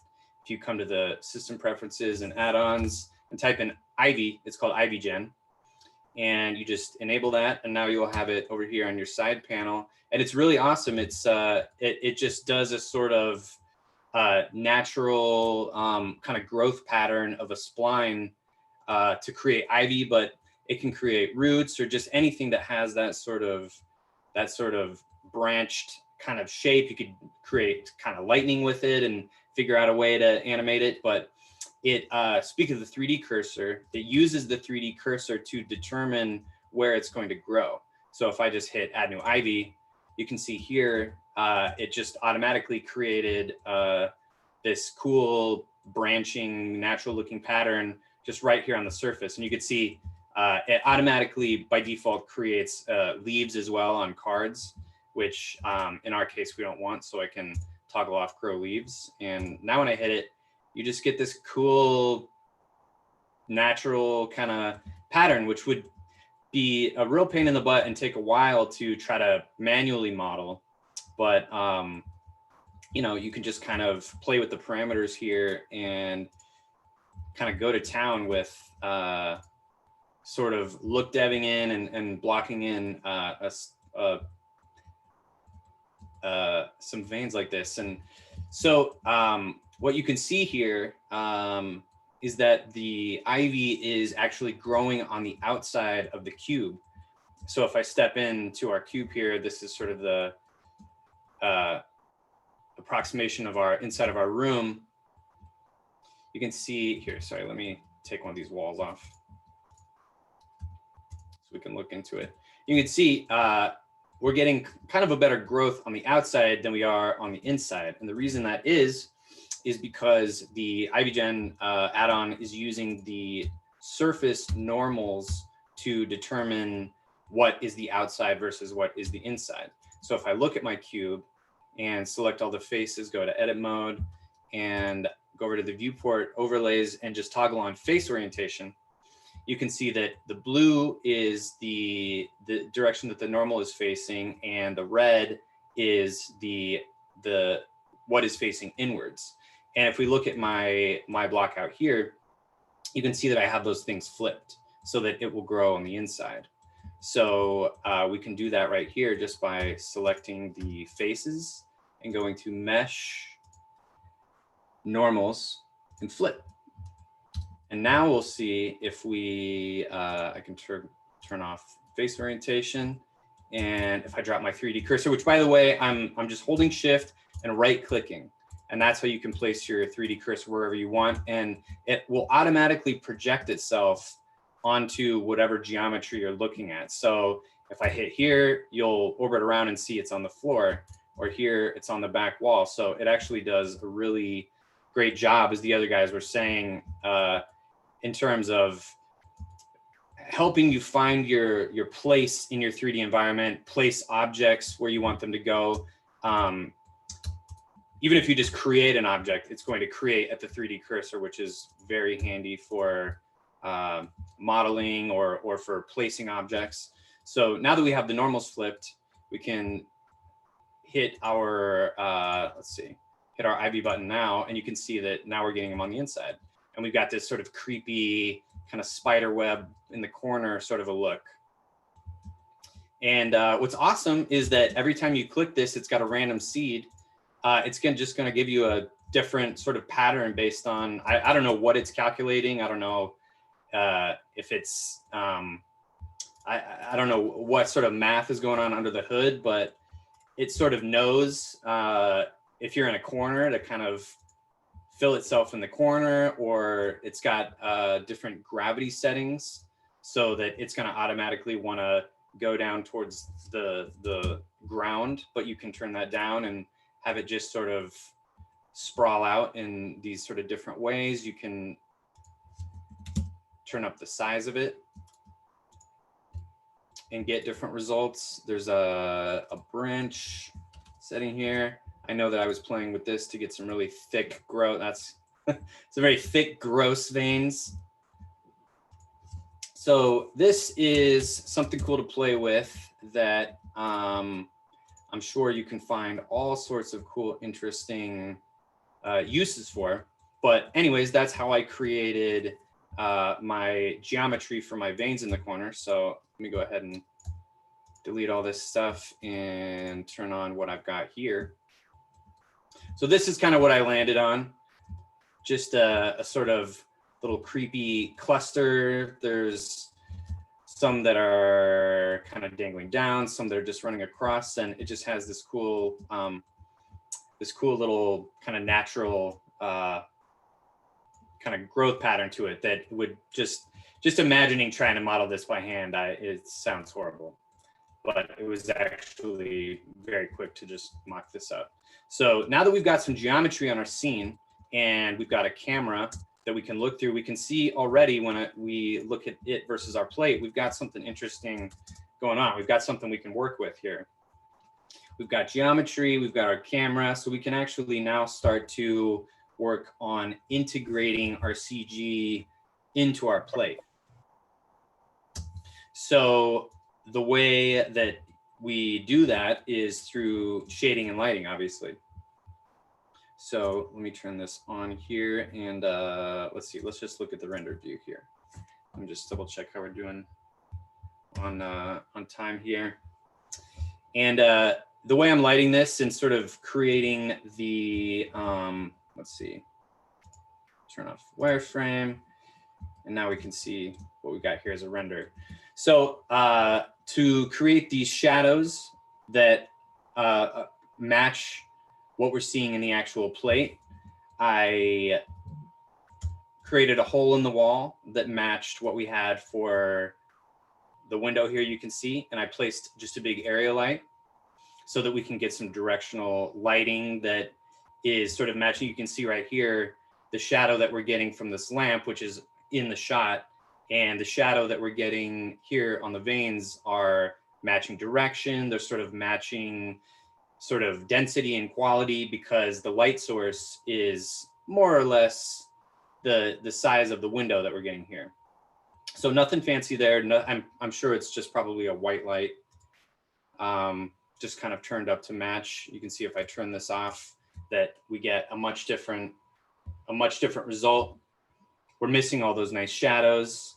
And the way that I'm getting the rest of the lighting and just kind of getting it to sort of sit in there is with an HDR image that I took of my office here. I can pull that up really quick. You can see here, I just used a 360 camera and did a bracketed exposure to go from very dark all the way up to a very bright exposure so that I could capture here real quick. One sec, feels like I'm crashing here or something. It's locking me out of here. Here, let me just relaunch. I went full screen and it's got me stuck there now. Oh, let's try that. There we go. Ooh, close one. But you can see here an HDR image. If you're not familiar, I'm sure this is SIGGRAPH, so everybody knows this is super, super old school. But just so we all know what's going on here, this is an image. It's an EXR. It's a high dynamic floating point image that has all of the lighting information. So if I darken this down, we can see out this window. We can see we got lights hanging up. We can see detail. We can see the guy poking over the fence there. And if we exposure this up, then we would lose all of this, but still have an exposure in the room. But all this information is here. I'm just, I'm not actually doing anything in the compositor with this. I'm just using this to visualize it. But that image I'm using in my world. If I go to the shader editor and to the world, this is what is being used to light the environment.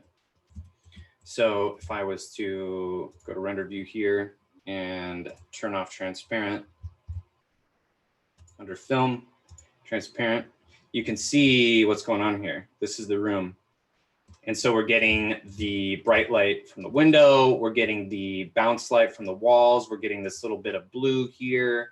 And this is all subtle stuff, but it's the kind of thing that will take a CG render and a composite from being close to being something that's really good. It's just all of these little details that you need in your render to give you the best opportunity to make something look real. And as one final thing here, just to show you guys, I know I'm probably running long here, but one last thing. So we've got our plate here. And let me turn off transparent again, because right now we're seeing the HDR. Let me turn transparent off. So now we're seeing the plate, we're seeing the placement. We've got our, let me turn the light back on. And in order to get these shadows so that they can be properly composited back over your plate, because obviously you don't want to render your scene with your background in here. You want the opportunity to be in your compositing application. In my case, here it's Fusion.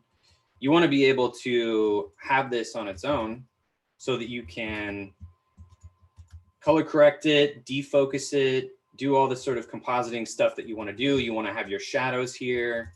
And the way that you do that in Blender and the way that you set up a shadow catcher to be able to do this is you take your scene geometry, and over here in the object properties under visibility, it's right there. It's super easy. You just have an option called shadow catcher. If I turn that off, you're going to see now what I've got is just the wall.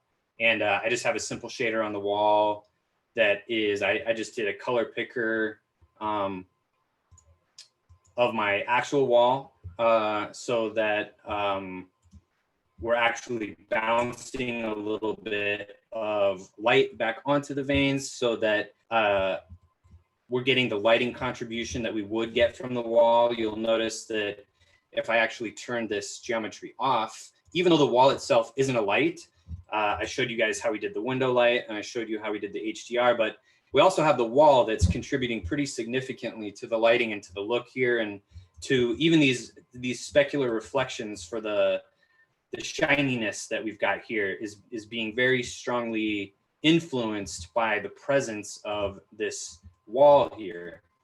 And if I turn this off, you'll see that it's going to look totally different. Let it see, very different, not nearly as creepy or effective, because we're not getting any of the light blocking from the wall. We're not getting the bounce light from the wall. So recreating the environment itself is just as important for nailing your lighting as is having an HDR and placing lights. But as I said, we don't want this in our render, obviously. So we just have this really awesome, boom, shadow catcher. And now what we get is we get all the contribution, we get the shadows and everything, but our alpha channel is going to be clear for this. So then after that, we render it and you composite it, and it's and you have a shot. And that's sort of how you might approach. Really, this is a very simple example, but you know, this sort of a process scales out to the most sort of complicated shots or the most even simple shots. It's really all sort of the same steps that you use. And one last little plug I want to do, just because it's something that we use all the time in production. And I know that Blender, I know the community is all about everything being free, everything being open source. And I love that because it makes it so that everybody can use the tools. But one paid tool that we use a ton in production, you might notice that in my top corner here, the Blender logo looks a little different. And you can see here, it's got kind of a different logo. And the reason is I'm using something called eCycles, which is a branch of Blender that has been optimized for NVIDIA video cards specifically. So if you have anything other than an NVIDIA card, you're not going to get the benefit. But what eCycles does is it is all optimized so that straight out of the box, without doing anything, you can get sometimes double, triple speed out of it. You can cut your render times in half without doing anything different. You can see here's just a little kind of comparison video of not changing anything, but letting eCycles do its thing versus default cycles. And you can see the results the same, and they're cutting off, 50%, 75%, sometimes 100%. And the reason I bring this up is because in production, and I'm not talking about the hobbyist out there that's just trying to learn and just trying to, not spend a bunch of money, but get really cool imagery. But in production, when you have to make deadlines, you have to be able to iterate versions. This is something that's very important for us. If there's anything that exists that can cut our render time in half, we're interested in using it. So yeah, I'll just leave with, Blender is great. It's awesome that it's free, but we don't use it because it's free. We use it because it's awesome and it's good, and it helps us do our jobs. It helps us make good looking stuff. The movie that we just completed work on, Cherry, we actually started work on that project right as the pandemic hit. So we were forced, as everybody in the industry was, to figure out how to do an all remote workflow. And because we had been using Blender, because we've been using other tools like Fusion, which I recommend you guys check out, very affordable, very capable compositor. Actually, us being remote and working with, we had people all over the world. I think we had people in every time zone. And we were able to share projects, share blend files. There was no issue with licensing or any of the normal problems that you might usually have if you're using sort of the standard toolkit. So it became a tool that was very important for us to get our work done. And like I said, we just wrapped yesterday. We're all very tired, but it was a great process, and I'm really excited to show you guys some of the work that we did when we were able to show it. When's it coming out? It's I'm not exactly sure what the release date is. I'm not sure. Hopefully knock on wood, hopefully we're going to be seeing it in a movie theater whenever going to a movie theater is not a dangerous thing to do. I hope that we can all be sitting in a theater and checking it out, but I look forward to kind of demoing some of the work that we did in Blender on that when I'm able to. But that's what I've got to show. Well done, man. It looks great. Yeah, thanks, man. Good Very work cool. indeed. And yeah, I've obviously skipped a bunch of steps, but everybody here has, and again, I want to, Sean has got a great YouTube channel that you guys should check out when you are diving more into this stuff. Actually, during working on Cherry, me and Sean were collaborating on figuring out some lens distortion workflows, which is just another thing you have to deal with when you're doing visual effects. You have different lenses have different distortions and you have to deal with that stuff. And it was actually cool. Speak of the community. I was like, hey, Sean, what do you know about doing lens distortion in Blender? And we were both sort of like, actually, we need to figure that out. And over the course of the project, he did figure it out. And you have the whole workflow here that you can check out if you're curious. Yeah, So, and that's now a feature in Blender, right? Right, Sean? Yeah. So, and that's exactly, that's the amazing thing is you can go from kind of being like, hey, do you guys know how to figure this out, to something is in Blender in like a month. And that is not the case in many other packages. So it's very fun to be a part of that world. So anyways, thanks guys. This was fun. Yeah, thanks, Dustin. That was a great presentation. Awesome. All right, excellent. So I think this is where we open up our Blender VFX panel. So Rob, are you on the line? I am here. All right. So Sunil has been collecting questions from both the YouTube channel as well as our Q&A tool here in Zoom. But before we get to that, yeah, why don't all the panelists go ahead and unmute. And Rob, why don't you introduce yourself and take it away? All right. Hi, everybody. I'm Rob Blau, longtime pipeline developer. Now I work for Shotgun Software doing pipeline and the tools for Shotgun Software.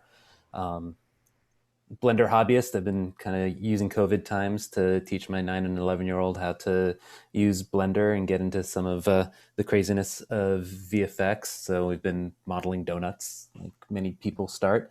And I'm excited to be here. It's really awesome to see what a great tool does in such talented hands. And thanks to everybody for taking the time to present what you've been making with Blender. So I've got a whole bunch of questions lined up. And for everybody who's watching, just keep hitting us up in the chat or the Q&A, and we'll go through the questions as they come in. And one point, Rob, so we do have Sean Kennedy and also Joseph Conover. There are also some visual effects artists that we have added as panelists.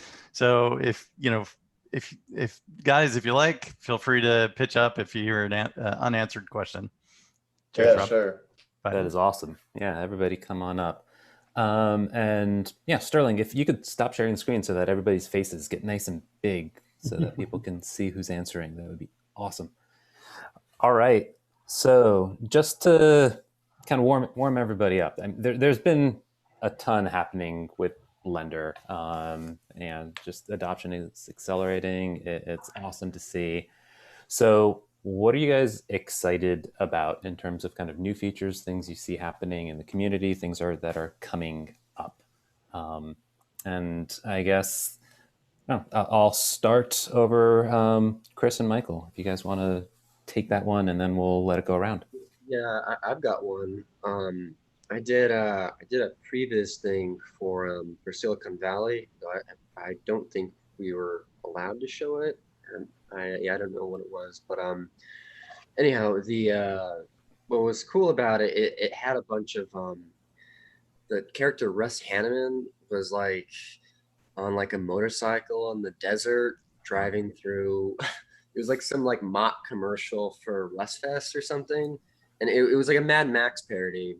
And I did some previs for that, using Eevee. I think 2.8 had just come out, and it was really awesome. The only thing that was kind of difficult about it was it's Mad Max. It's moving cars, and like it would have been really nice to have Eevee motion blur. And so I'm really excited about Eevee motion blur in 2.9 for doing like, you know, either like, you know, legit previs and post-viz, or even like, you know, sometimes though you can like make Eevee like this kind of in the medium far back. You can use Eevee for like a photoreal thing. I mean, if it's the right asset, I'm not talking like skin, but you know, so that's the first thing that comes to mind. Awesome. Cool. And Mike? then, yeah, just like cloth stuff too in general, and that's I've used sculpting. I mean, I know that's in 2.83, but you know, continuing, you know, features for that are really nice. Like we actually do like mid-range humans for like, you know, digital double work at Barnstorm, and I do most of the rigging for that at the moment. And I wanted to check this out earlier, but I use Artail Blender's Auto Rig Pro or Auto Pro. I always get that mixed up, but that is an amazing rig, and it's only $40. And man, holy crap, do you get, you know, your money's worth for that $40. Indeed. But yeah, I mean, like, it's super cool to like put in like in a blend shape or whatever on like a coat, you know, for like a character, like a game engine character, for instance, where you want that to be like shape key driven, and you can just like use the cloth brush to like brush in a wrinkle that's driven by a shape key. I mean, all that kind of stuff is really, really great. So those are the two things that come to mind. Nice. That's awesome. Mike, anything to add to that one? Oh man, I'm so excited. It looks so awesome. There's so many cool tools coming our way. I agree with Chris, the cloth brush, all that's going to be rad. I'm personally really excited about seeing how far USD is pushed. For people who don't know, USD is a file format that is gaining traction, that is kind of poised to completely replace Alembic, and it's just incredible. Like we've been doing, you know, lots of tests with it, and it's exciting to see Blender finally, you know, being able to export Alembics, because that'll, you know, we work in Houdini, so it'll be very easy to pass assets back and forth, and that's something that's got me excited. Michael, out of curiosity, what does USD give you in your pipeline that you don't quite get from Alembic? Well, I mean, about that too. You know, I mean, for me, we're still in early stages of testing, but just speed performance. I mean, I did a test where I had this super complex. Chris had actually rigged this giant mech robot that we were doing tests on, and I had exported an Alembic of this walk cycle as an Alembic and then as a USD, and just the interactivity, the speed you could scrub through the timeline with this very heavy mesh, and the size of the file. And additionally, you know, you can contain shading information that wouldn't be there in an Alembic, and you can create whole scenes as USDs. It's very versatile, huge format, and it's kind of a mystery to all of us. We're kind of all discovering it at the same time, but I look forward to seeing what it does, and how Blender makes our lives easier. That's awesome. Also, I mean, Colin, given your background at Pixar, and I've actually kind of seen an interview where you were talking about kind of managing assets in Blender and kind of some of the things that you've seen there. Any thoughts on kind of that USD side coming in? Yeah, it's interesting. I was at Pixar when they were developing USD, and it was like I had no idea the significance, you know, because it obviously, you know, from day one you're kind of beta testing, but yeah, I mean, to the question, I sort of feel like, yeah, my head definitely goes to sort of the production management side, the asset management side, and library linking and all that kind of thing, which it is interesting. I mean, just because I brought up Pixar, how you are exposed to completely different ways of working, you know, interdepartmentally, and collaborating. I mean, I really feel like Skywatch and my limited experiences, you know, was pretty clunkily managed in that sort of asset way, and like just even how to collaborate remotely. I kind of want to feel like I have a personal solution for how to use Blender as a part of a bigger production pipeline that is remote. Like I want to Blender on with another Blender tool, and I know there's lots of solutions out there, and I honestly am playing catch up. Like Blender, I was stuck. Did you freeze unstuck for everybody That else? was great. That's perfect, actually. All right, we'll come back to Colin when he's unstuck from saying stuck. Oh no, that's awesome. Oh wait, Colin, you just came back. You froze right when you said the word stuck. Back. That is ironic. Yeah, I'll just finish the one point. I've been stuck in the 2.7 world. That's what Skywatch was in. That's what I had to finish in. It's funny that I've been using this, like I'm on old operating systems and an old computer just because I didn't want to change anything. It's the leaps and bounds recently have been so exciting, but I actually don't have too much specific to say because I'm still literally like enjoying all the new stuff. Yeah, that's awesome. And in the chat, Satish just pointed out Ubisoft released the real-time mixer for like using real-time collaboration in Blender, which is just cool to see things like that coming out so fast. It just sounds like a fun way to like play. It's just like rather than playing a video game online, just be like, let's make something. Let's load up Blender and just like block something out. Yeah. I wonder how well it works though. Sorry. I said, I wonder how well it works though, the mixer. I haven't tried it out yet. It works good, but there's naturally latency. Oh yeah, that makes sense. But you can, it's like multiplayer Blender. You can have one person scrubbing and animating, That's awesome, and though. another person moving stuff. It's Like kind of Google fun. Docs, but in Blender. Unbelievable. That's awesome. Wow. Cool. So, I mean, mentioning Ubisoft, with the Blender Foundation, like Unity just joined, there's the Epic Mega Grant, Microsoft just joined, there's a long-term support version of Blender now. What do you guys see kind of happening in terms of just the way that the industry is looking at Blender? Any kind of thoughts on what's changing there? I don't know, Dustin, start over with you. Sure. Yeah. Well, I can just tell you from our personal studios point of view, just to give you a little backstory. So we've been doing our thing for the last 10 years. And within this last year, we were acquired by the Russo brothers and their film studio they have. And so we basically like had an opportunity to sort of come up with a pipeline for the way that we're going to do all this feature film work. And we didn't already have a pipeline in place. We a lot of it was like shorter form stuff, and we're just picking up tools as we go and stuff. And the conversations that we were having were about sort of like, okay, well, we have the opportunity to create something from scratch.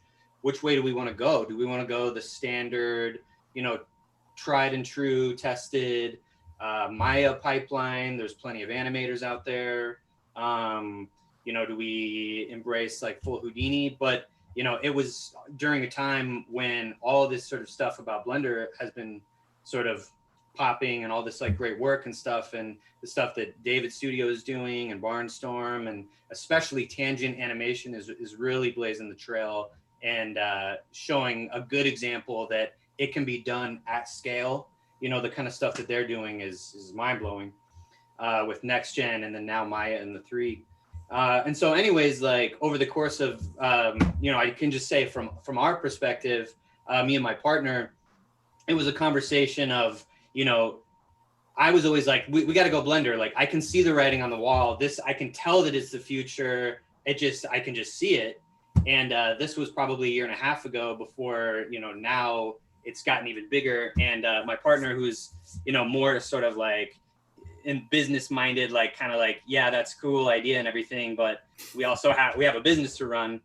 And just long story short, now we were a Blender pipeline. So that's just one example of like sort of seeing the numbers, seeing the writing on the wall, and being like, you know what, we see a future in this. And I'm sure that we are not the only studio that has had this conversation, and especially now that everybody's remote, I'm sure that that's also playing some sort of a factor in that kind of a decision as well. Just how smoothly you can be up and running with a new artist on his own rig and everything like that. So that's sort of our perspective on kind of Blender and in kind of the production world.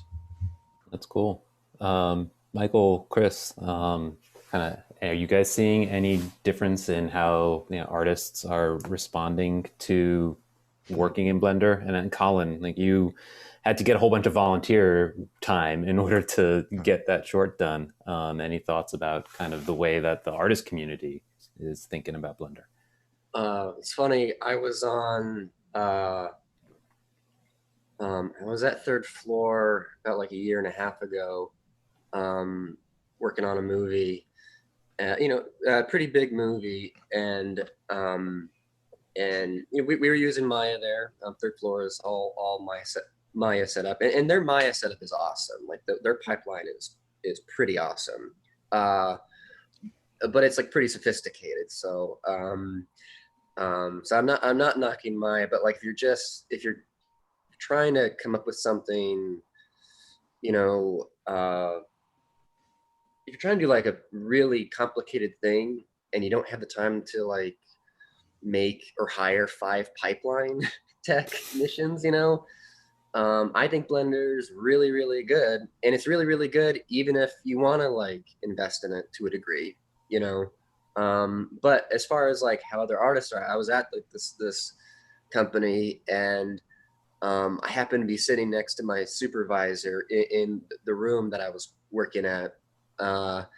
And I don't know what we were mentioning. I think I showed him some render or something, or we just brought up Blender, and he kind of scoffed at it. Sort of funny enough. But he kind of respected me, and I was like, no, that's actually pretty cool or whatever. Anyhow, so like now I see on his Instagram, he's posting Blender little like 5-second, 10-second animations, shorts, little stills, like weekly. Like I got him to get like super into it, which is super funny. You converted him. Well, I didn't convert him because he still really likes Maya, but he definitely likes using Blender. He's a heretic, I guess, in that sense. I want to jump in here really quick. I worked at Rhythm and Hues of Sean Kennedy, and we had like a rebel rogue group of like 10 of us that were using Blender. I think, what was it, Sean? You used it on Pi for like birds or something like that? I used it on a lot of things for background stuff like birds, or the first thing I ever used it on was there was a movie called Big Miracle with Drew Barrymore, and they had all these miniature boats they shot, but the little radar things on top weren't turning. And I thought, I was a lead compositor on it, so I thought, I can make that and give it to the whole team, and everybody can put that on top. So it was literally just a box with rounded edges, and I lit it, and I thought, hey, that looks like basic lighting. And I just rendered it out like 100 frames, and that was in every shot. So I used it a lot on there. But yeah, we did have I got a little bit on Life of Pi, just like a particle sim that drove. There's a part where fish are flying at the camera and water hits the lens, and they needed a random particle thing to give the compositors to generate where those water drops were going to hit. So I came up with a little sequence and stuff, little things like that. I used it for camera tracking on Percy Jackson. Speaking of camera tracking. Yeah, I've used it for camera tracking on literally almost everything I've worked on since, I want to say 2012, 13, something like that. So yeah, a lot of stuff. I feel like we're at some strange tipping point with Blender. I don't know. It feels like, because I've been sort of, I haven't exactly had my thumb on the pulse, but I've been kind of paying attention for a long time, obviously for 15 plus years, like you, Sean, and everything, David. But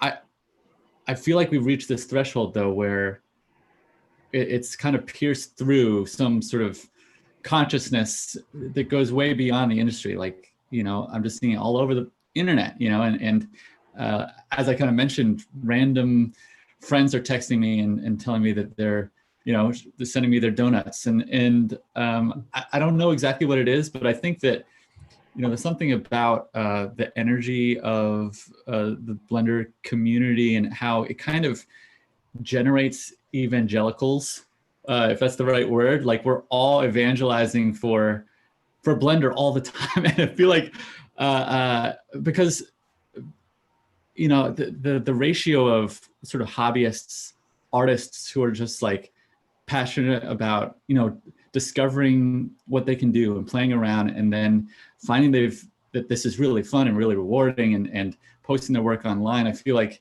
the composition of the community is younger and more excited, and has always been, and our industry or not, doing incredible work. And I saw a couple questions in the chat about how did I get 60 artists to work in Blender, and well, it's a much smaller chunk for just the CG team, but with such a small budget, and I didn't, unfortunately couldn't pay people.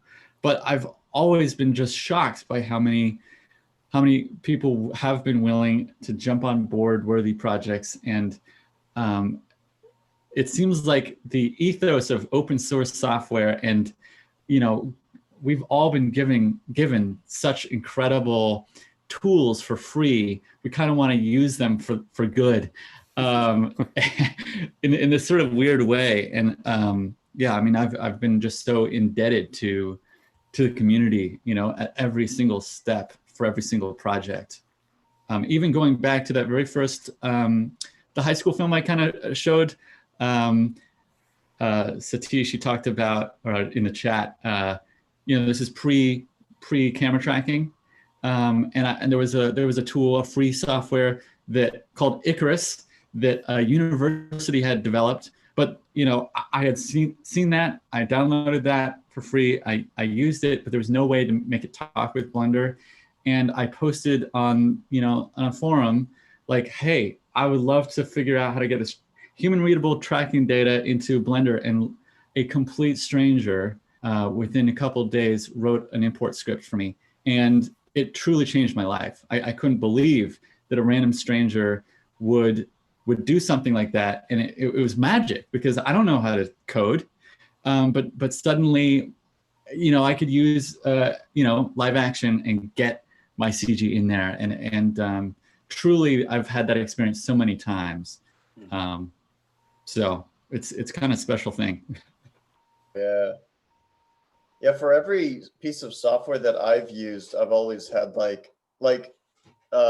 the community online, like the Blender community, always has like someone that's been able to like solve the problem. And you don't have as big of a community with other software, which is interesting too, since so many people use Blender. I literally use Twitter as like tech help, basically. Right. If I run into a problem, you just put that hashtag B3D on your question. It's answered in like 10 minutes. That's true. I love Speaking just of Blender and Twitter and community, I don't know if this is true or not, but I saw a tweet like 2 days ago. I guess T-Pain is learning Blender. So you guys have any questions? Amazing. Any Awesome. tech questions for T-Pain? Send it to his Twitter. Awesome. All right.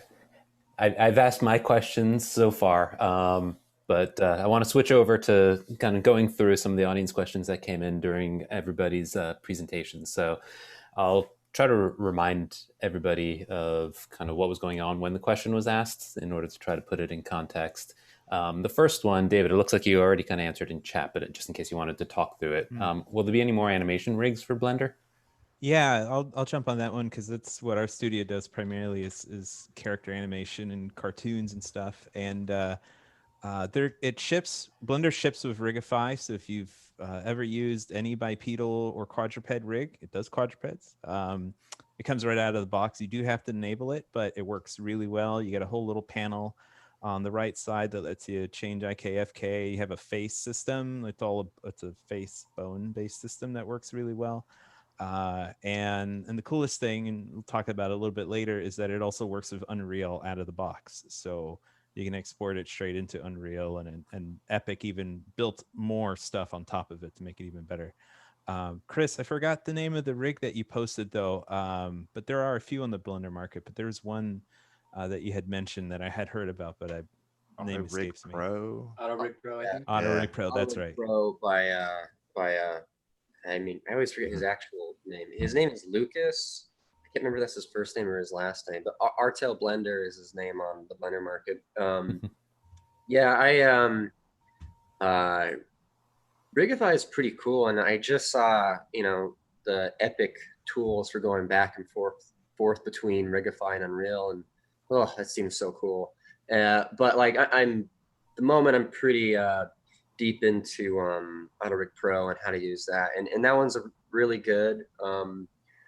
I highly recommend that one or Rigify. The Auto Rig Pro, I'm not sure if Rigify has like an auto armature placer. I haven't used it in a while.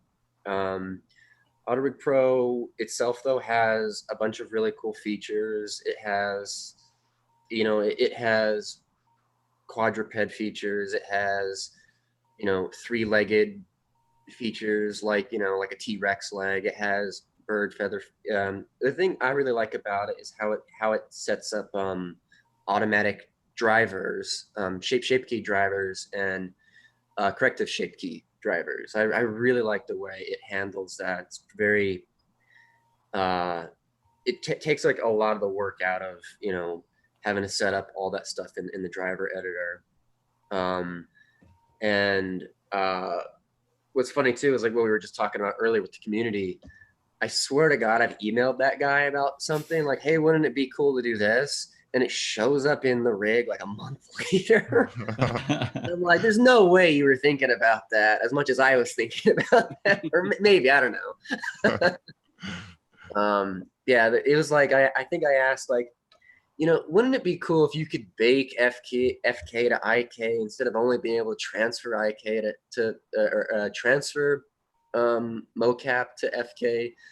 And then that was like a feature with like a duration scale, like a parameter for what frame to start and what frame to end on. It was really cool. That showed up like, yeah, it was like 2 months later. So that's my piece on that. Awesome. David, that was a good tease for your talk coming up. The next question. So this came up, Chris, when you and Michael were talking, but I think it's good for everybody who's done any kind of animation. There was somebody that was just curious, a quick comparison between what it's like animating in Maya versus animating in Blender. What kind of tool set is available? So anybody want to jump on that one? I know for me, I like animating in both quite a lot, but I really like rigging in Blender a lot more. Although I haven't done like super highly advanced rigs in Maya, but I know if I wanted to get something that just worked, and that what I really like about Blender is the pose mode. I don't like how in other applications like the rest pose kind of doesn't really exist unless you zero everything out. I really like the pose mode in Blender, you know, so you have object mode, edit mode, and pose mode, where like all you have to do to zero out, like, you know, your armature, or to zero out a bone on the armature, is just the quick key Alt G R and S, you know, which zeroes out the location, rotation, and scale of whatever bone that is. I mean, I super love that about animating on armatures and rigs in Blender. I will say the only thing, it's coming out. It's been coming out. I actually used to I talked to David about this like maybe a year ago, and there's a version of it. I can't remember which blend. I think it was 2.82, but the more library overrides becomes a thing in Blender, the better. Fortunate, we were just able to like include 2.80 3 into one of our latest projects. We had been on 2.79 for that project, but for this one shot, I think we were able, at least I was able to do the whole thing in 2.83 without it screwing up our pipeline. And we were doing like this huge crowd scene for Ted Lasso, the soccer show with, or the football show with Jason Sudeikis. And we needed to we couldn't do a crowd sim because the characters were all too specific. And so I needed instanced rigs everywhere. I mean, I had like 120 instance rigs. Like, you know, that's necessary. And the fact that Blender can do that is good. I'm not sure though yet. Last time I tried it, it didn't work, but I don't think shape keys come yet with like corrective shape key drivers come with an instance rig yet. And so the moment that becomes a thing, man, I mean, that's like a fully formed, because Maya can do that, I'm pretty sure, fairly easily. So once that kind of is capable, I mean, that's I think a pretty good way of doing things. And correct me if I'm wrong, David. Yeah, I mean, you used to have to literally, in that case, you would have had to have 100 separate Blender files. Yeah. So catching up, hopefully. Yeah, I know Library Overrides is having a bigger update in 2.9, which I need to get into myself. But there are still a few bugs in 2.83 with Library Overrides. The constraints kind of weird with it. Mm-hmm. But yeah, that's the hope that it will be the way. That's the goal, that the old system goes away, and then you can bring in one thing and make as many overrides and instances as you need. So exciting. That's awesome. Anyone else? Coming back to the original question, just anybody who's curious about the differences and what it's like to kind of animate, I guess, and/or rig Maya versus Blender. I mean, I've been having a much better time in Blender, but it's probably mostly just because I've been using Blender for a lot longer. But also just like the modifiers, like tracking 2 objects and like the little things you can do. I don't know. It's just like everything seems to be easier. And most of all, I think it's the fact that the viewport updates in real time, which Maya, I'm not sure if Maya does that. I don't think. I kind of want to show something actually to bounce off of what you're saying, Joseph, if you don't mind. Yeah, like if you have like multiple, Yeah, so we do a lot of shorts in cartoons for clients, and these rigs have like 1,000 freaking bones each. They're really intense. But listen, I haven't used Maya, and I loved it. I used to be a Maya TD at Activision for years, so I was really into it. But I remember back then it was like hard to get like your little your animatic or stuff in there, and then like how do I like see all the keys and everything? There was a few things that are a little bit of a pain, but you know there's a lot of stuff happening in this, and my scene is not chugging.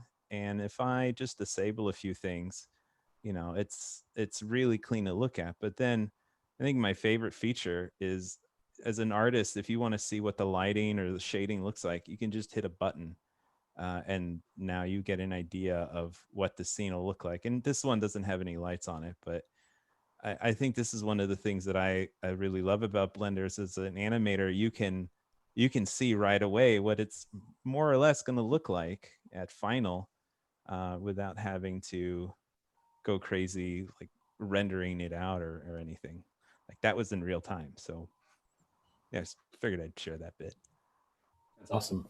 I love to look at that scene. So cool. Cool. All right. So a couple more questions that came in, Michael and Chris, while you guys were talking. So this is specifically about your presentation. So the scenes that you're showing, were they comped in Blender? No. They were not comped in Blender. We use Nuke for comp, but I also saw a question about the background place. That was photography. Okay. Yeah, and there were definitely some sections where the photography was extrapolated, and you know, projection systems were set up in Nuke to enhance what was filmed. But yeah, the environments for that were real plates. Okay, cool. And then there was another question. What did you use for camera tracking? There's all kinds of solutions. There'll be synthesize, 3D equalize. We don't really use Blender for camera tracking. However, me personally, I love it. I own a license of synthesize, and I usually pick Blender over synthesize when I'm doing my own personal projects.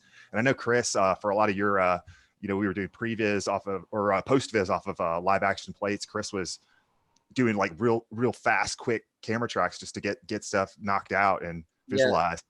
Yeah, so the the pixel perfect tracks that we did, I believe that was a vendor, probably using something else. But for all the post viz of that train sequencing with the cameras moving, I actually did a lot of very quick camera tracking, to get the general movement and like when I was at third floor, I kind of, figured out or learned and absorbed the sort of previs workflow, and they used PF track, which I think is really awesome. Though, there's a couple of steps to get PF track into Maya. It's kind of cool. Like, oh, we get this track and there's the empty that I was tracking. Let's stick that thing, that stump or that tree right where that was. And you're already done. Like, you don't have to import it. You don't have to figure out the right scale. You don't have to move it around. Though I seem to struggle at masking things, but that's probably user error. We were going so quick. To piggyback on David's thing, I actually have something really quick, and I had to hide something, but let me share this real quick. So there's a shot in there, and this is actually an EV preview that I did for one of those shots. And so this is entirely an EV. Or actually, I think I did the shots. Maybe I did a little bit of After Effects, like for that bloom of like the muzzle flash. It would have been cool if there was motion blur on here, right? In like what's coming in 2.9, but that stuff is pretty cool. So and that matches, I think, pretty close to what that shot ended up being. Let me find it again. Yeah, I mean, that's pretty cool, right? I mean, that's Arnold right there. We lost your share screen, I think. Oh, really? Oh, I'm so stupid. Oh my goodness. Hold on. Okay, 1 second. All right, yeah, and so right here, if you look at this, I mean, that's Arnold, and it's pretty representative, right? Like, how cool is that? 1-to-1. Awesome. Like, that's okay. Yeah, that's pretty awesome. I think the EV one looked better. Yeah, you Nice. can polish that up a bit, Yeah, I mean, with motion blur for certain things, with EV motion blur, you can get some really cool. You probably could have got some really good stuff just with EV, not even with cycles. Have you guys seen that video that was going around on Twitter that was like that mech robot that was like running? It was all EV. So It was good. using, Was it it was the using like an add-on motion blur, but I was shocked how good it looked. I'll find it and I'll post it. I'd like to see that. Yeah. Nice. It's one of the best EV renders I've seen. Yeah.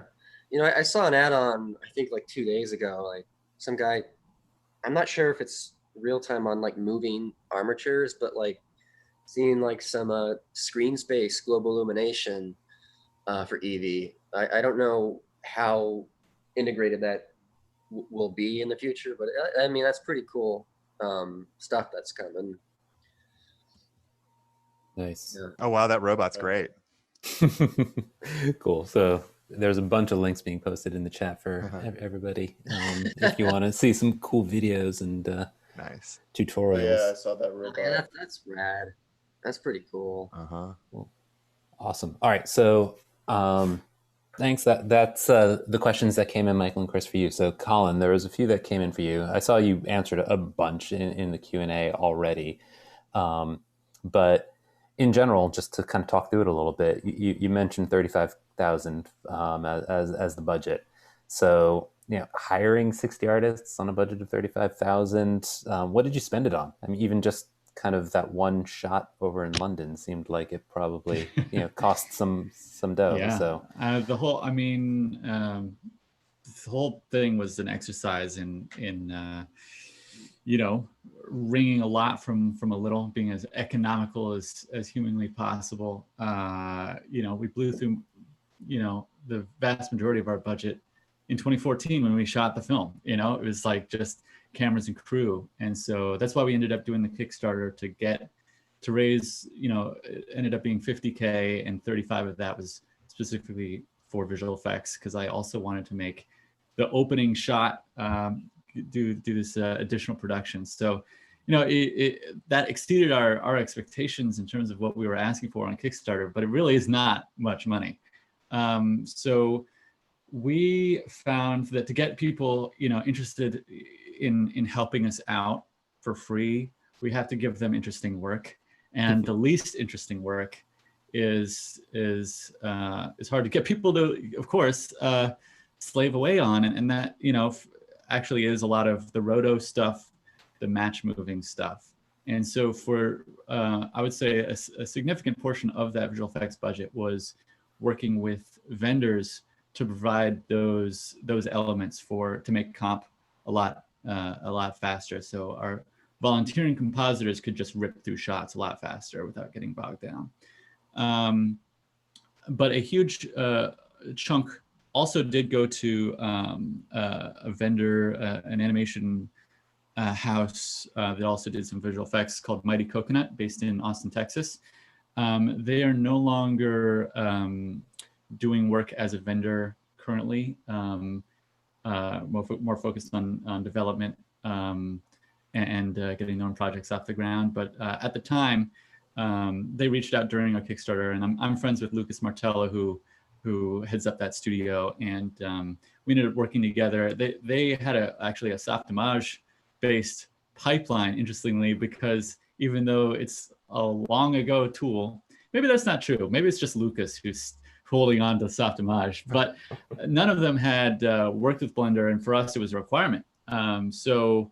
But I saw their animation work. I thought it was pretty solid, and for the most part, a tool is a tool. So we successfully got them to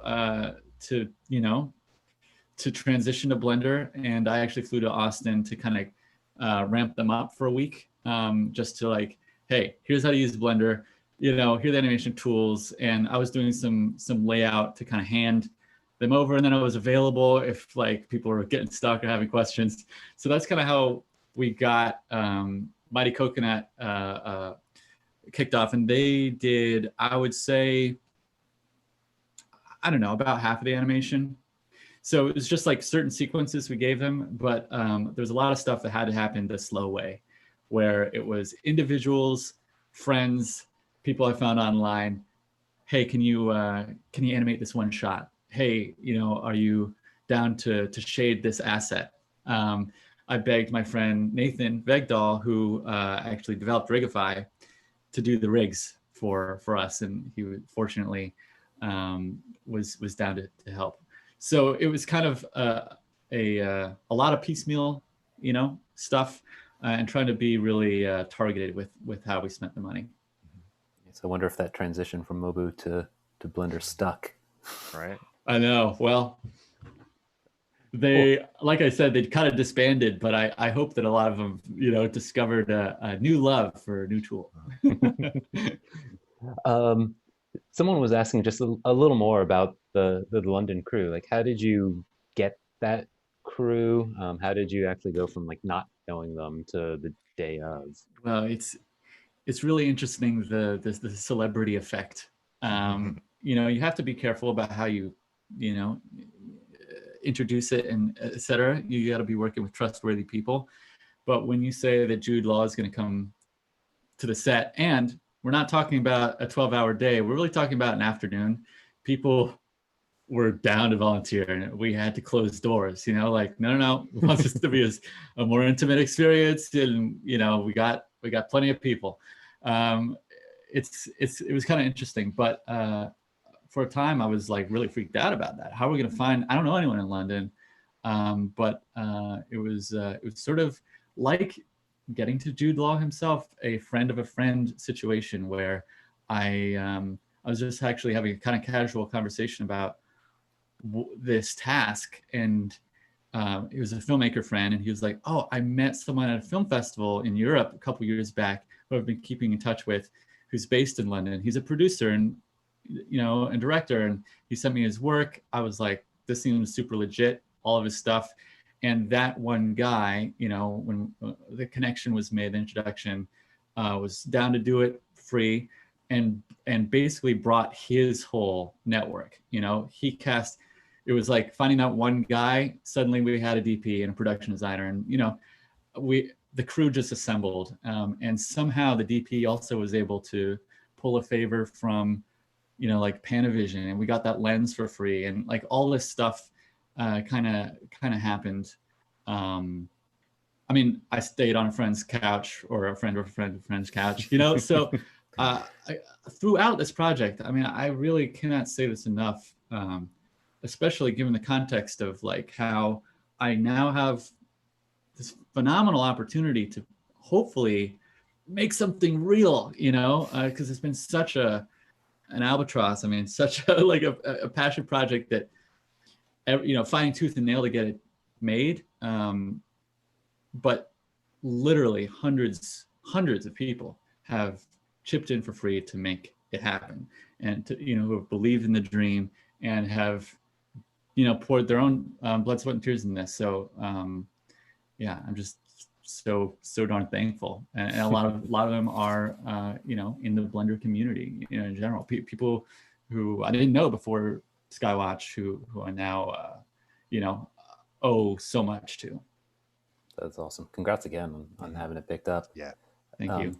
There was a follow-up question, just I think to give somebody an idea of what it takes to get a shot like that done. Like, how much of the budget was used for that London Jude Law shoot? Literally, the flights were the biggest thing. It was me and my producer going back and forth. And fortunately, we had a very generous executive producer on the project who was like, "This is so exciting! You're going to London," and covered it for us. So it didn't have to come from the budget that we just didn't have it. So it would have, obviously come from our savings accounts, because we were not going to not go to London. But I think we really were able to accomplish that shot for under $2,000, maybe $3,000. I'd have to double check, but it was absurdly low considering. So it was like the flights, and then the second biggest thing was definitely the studio rental, which again was a half day. And somehow that ended up being, it really, we had an hour setup, an hour to shoot, and then maybe an hour to pack up and go. But, basically an hour with Jude.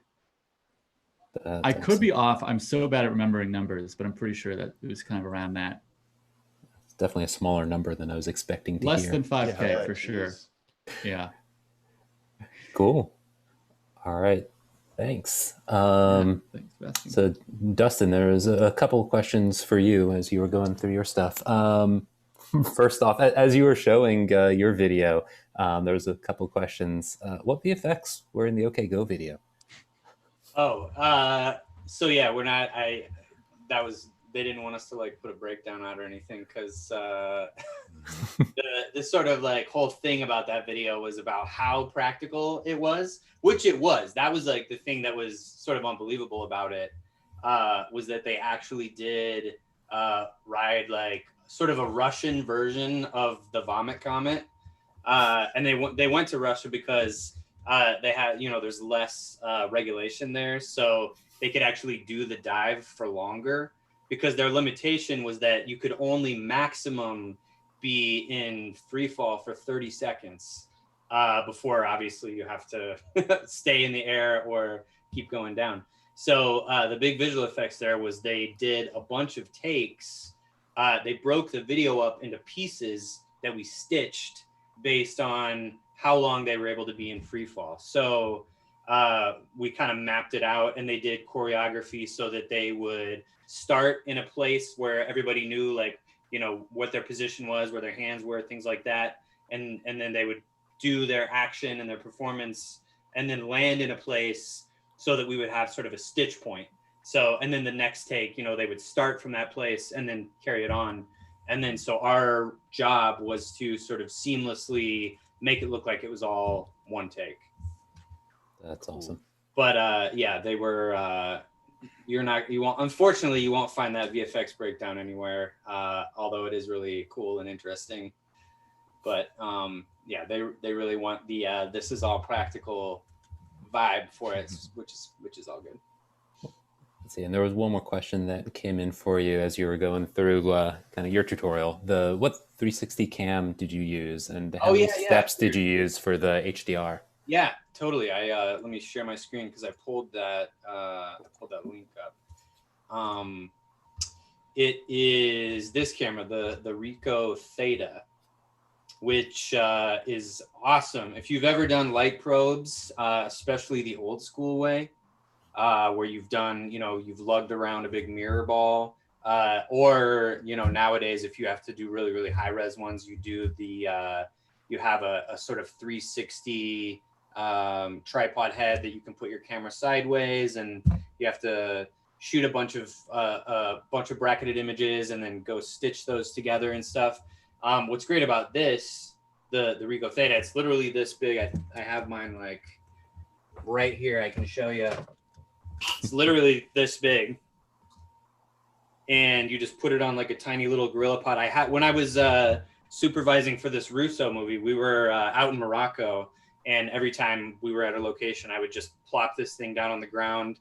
It's got an app so that you can program the different bracketed exposures, and I would literally just hit a button, and it would just go click, click, click, click, and I would get like 12 exposures or just whatever I set it to. Of a full 360, and then you can just come back and sort of process those and combine them all into an HDR. They have a bunch of different models. They have sort of like this one here is kind of the more kind of pricey kind of professional one. It's like a higher resolution and stuff like that. But they have other ones that are like $200-300 that are perfectly adequate for, you know, doing visual effects and getting that kind of bounce lighting and that kind of a thing. But anyways, yeah, that's the Ricoh Theta. Especially when you're on a set that, you know, time is money and no one's going to wait around for the visual effects supervisor to run out there with his like mirror ball and tripod and be like, all right, everyone hold the work for, give me 5 minutes to take these photos. Not going to happen. But you can kind of fly in with this thing and just kind of get what you need, and no one even really knows what you're doing. Awesome. But yeah, love this thing. That was the last question from when everybody was presenting. Sterling, I know we're about out of time. Maybe one more question that came in afterwards. Sure. All right. So there's some of the more popular questions. Does anybody know kind of the Blender and Adobe product workflow? Texture maps from Photoshop, animated texture maps, any workflows around that, and similarly Substance Painter and Blender, SpeedTree Blender, kind of any notes on workflows on how to get interop between those tools? Sure. We use Substance Painter for shading our assets. So all of our models are built in Blender. We do our UVs in Blender, and generally, you know, larger assets, we always use Udemy grids. And I'm still using the older version of Substance Painter, but apparently you can now paint across Udemy grid. So I'm excited to see how that works. But yeah, we definitely use Adobe products. Adobe now has Substance Painter and Substance Designer under their wing. And Chris, I know Chris uses Adobe has this great product, Fuse, for generating characters, and then this Mixamo, sort of like really cheap, dirty, just awesome motion capture that you can, you know, have these characters that have movements and stuff. And then Photoshop, of course, you know, it's a tool everyone uses at some point to do various things with, modify, you know, textures, HDR maps, whatever. So I mean, Photoshop's definitely something everyone uses all the time. And yeah, Blender animated texture maps are very, very easy to do in Blender. It's you know, fairly simple. There's tutorials that can be found on it pretty easy, but yeah, I mean, for asset making, like that's really one of the main things I do at work. I build models all day long and shade models all day long, and I'm just always in Blender and Substance Painter, and they work great together. One tiny quick tip: when you're in Blender and you've got a node or something that refers to I don't know, an image file, you know, that you want to manipulate or edit, you can basically, I don't know what the modifier is, but shift click on the file icon and it'll just actually open up for me in Photoshop. And that's just like an easy way of, I actually sometimes just, even though ultimately I'll swap out a PSD with something else, you know, with something smaller, I might actually have a PSD being read by Blender so that I can be, you know, doing multi-layered stuff, popping in, saving, and going back. Although I haven't done that in a while, but I think that still is the case. That's cool.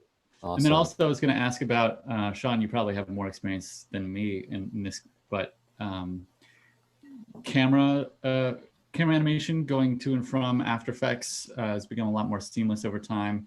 I was kind of curious also, Michael, just match moves that are going to Blender, being animated or that kind of thing, but that also need to be used in Nuke. Are you doing Blender to Nuke for camera animation, or is it typically a tracking package going from there both to Blender and to Nuke?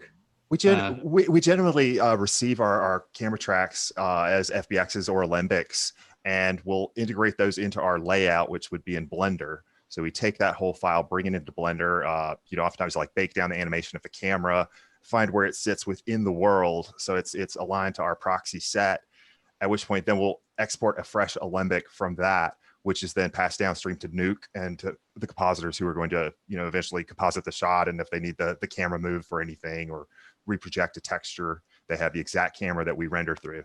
And then that same camera, of course, is propagated to Houdini when we're doing our final renders. Right. That's awesome. Yeah. All right, I hate to do it, but I want to make sure David gets his time. It sucks cutting off a panel that everyone just kind of wants to keep going. But in fairness to David, let's move on. So I just wanted to say it's been a pleasure and an honor helping shepherd all the questions along. So thanks to everybody in the panel. Awesome. Thank you, Rob. That's good. Really? Yeah, thanks so much. Thanks, everyone. All right, David, you on the line? I'll make it quick. No, you're good. Take us out. We got 15 minutes. 15 to the top of the hour. Thanks to everybody. Thanks to all the panelists. Thanks for all the presentations thus far. Absolutely awesome. All right, David, over to you. So my little bit is actually focused on Blender to Unreal, which, to a degree, right? Unreal was used on Mandalorian, and it's probably going to win the Emmy, and it won the VES awards, and it's pretty awesome now. Everybody, I think, is trying to use Unreal in visual effects. And so for us, we do a little bit of everything from visual effects to animation, cartoon character animation we showed earlier. And lately we've been doing a lot in Unreal. So I'm going to just cover a couple like awesome little top level things and show off some stuff. So can I get a thumbs up? Can we see my screen? Does that look okay? Should see Blender Eevee. Cool. Real quick, there's some talk about like what's coming in 2.9. And if you just Google Blender 2.9 release notes, I do a weekly series for Linda, and I come to this all the time, and it shows me all like what's everything that's been committed to the master branch. And one of the biggest things is object motion blur inside of Eevee. So that's a pretty big game changer, and I'm really happy about that. And I wanted to also point out that Epic and Unreal work together really, really well. If you don't know, last year they got a grant, and that led to the development of some pretty cool tools. And we're going to talk about that and kind of that round trip. But real quick, one other little bit. Someone was asking about like texturing and workflow. Armor Paint is an open source, sort of like Substance thing. Oh man, super cool. Just big shout out to these guys. It's I believe it is based on Blender. Does anybody know? I think it's Blender engine or something, or maybe it's it inspired. was like the Armor engine or something like that. Like it's there, and like Godot, like there's some sort of like a component to it. Yeah. Either way, I had to point it out. It's super awesome. So if you want to try this, and it's not Substance, but it's pretty damn good. It's pretty damn close. Okay, so let's move on to Unreal and Blender. So last year, they got an epic mega grant, and fast forward almost exactly 1 year later, we have, and I'll just actually switch to this tab, we have the new Blender tools from Epic itself, Blender tools. And we're going to cover just one of them today, but there are quite a few tools. And in fact, let's just hop over to their GitHub page and you can check on their wiki. There are two major tools. There is the Send to Unreal, which is what we're going to look over, which is allows you to take a Blender item and send it into Unreal with literally a single click.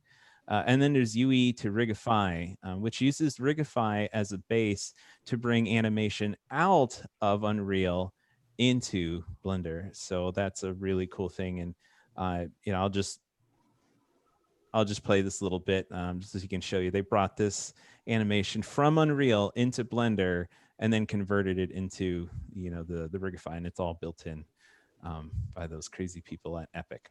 Now, if you want to use this tool, I recommend you Google Unreal Engine Blender tools, and way down here at the bottom, you're going to see this. To download our new tools, you need an Epic Games account connected to GitHub. Right, so if you just try to look for these tools right now, you're actually going to get nothing. Well, in this case, let's go back one really quick. Blender tools. So if you don't have an account or anything, it's going to 404 for you. And if that happens, you just have to have an Epic account, and then you have to connect that Epic account to GitHub. And it's really easy. It's just a couple of clicks. But nonetheless, you can come here and just download Send to Unreal, which I've gone ahead and done. And that becomes a add-on. And we'll just go to Blobby over here. That becomes a little add-on up in here. Now, if you've never turned on an add-on, it's really easy. Let's go to Pipeline. All you need to do is click on Install, find that zip file. And in the case of Send to Unreal, it comes up as this. So just a little like primer, what we're looking at. This is Blobkin Blaster. This is the little game that the guys here at Theory we're all working on. It is a shoot 'em up wave shooter. You're underwater, and these cute little fish and these little colorful little creatures are going to get eaten by these terrible monsters. So if I just press simulate, you'll probably see an enemy or two come in here.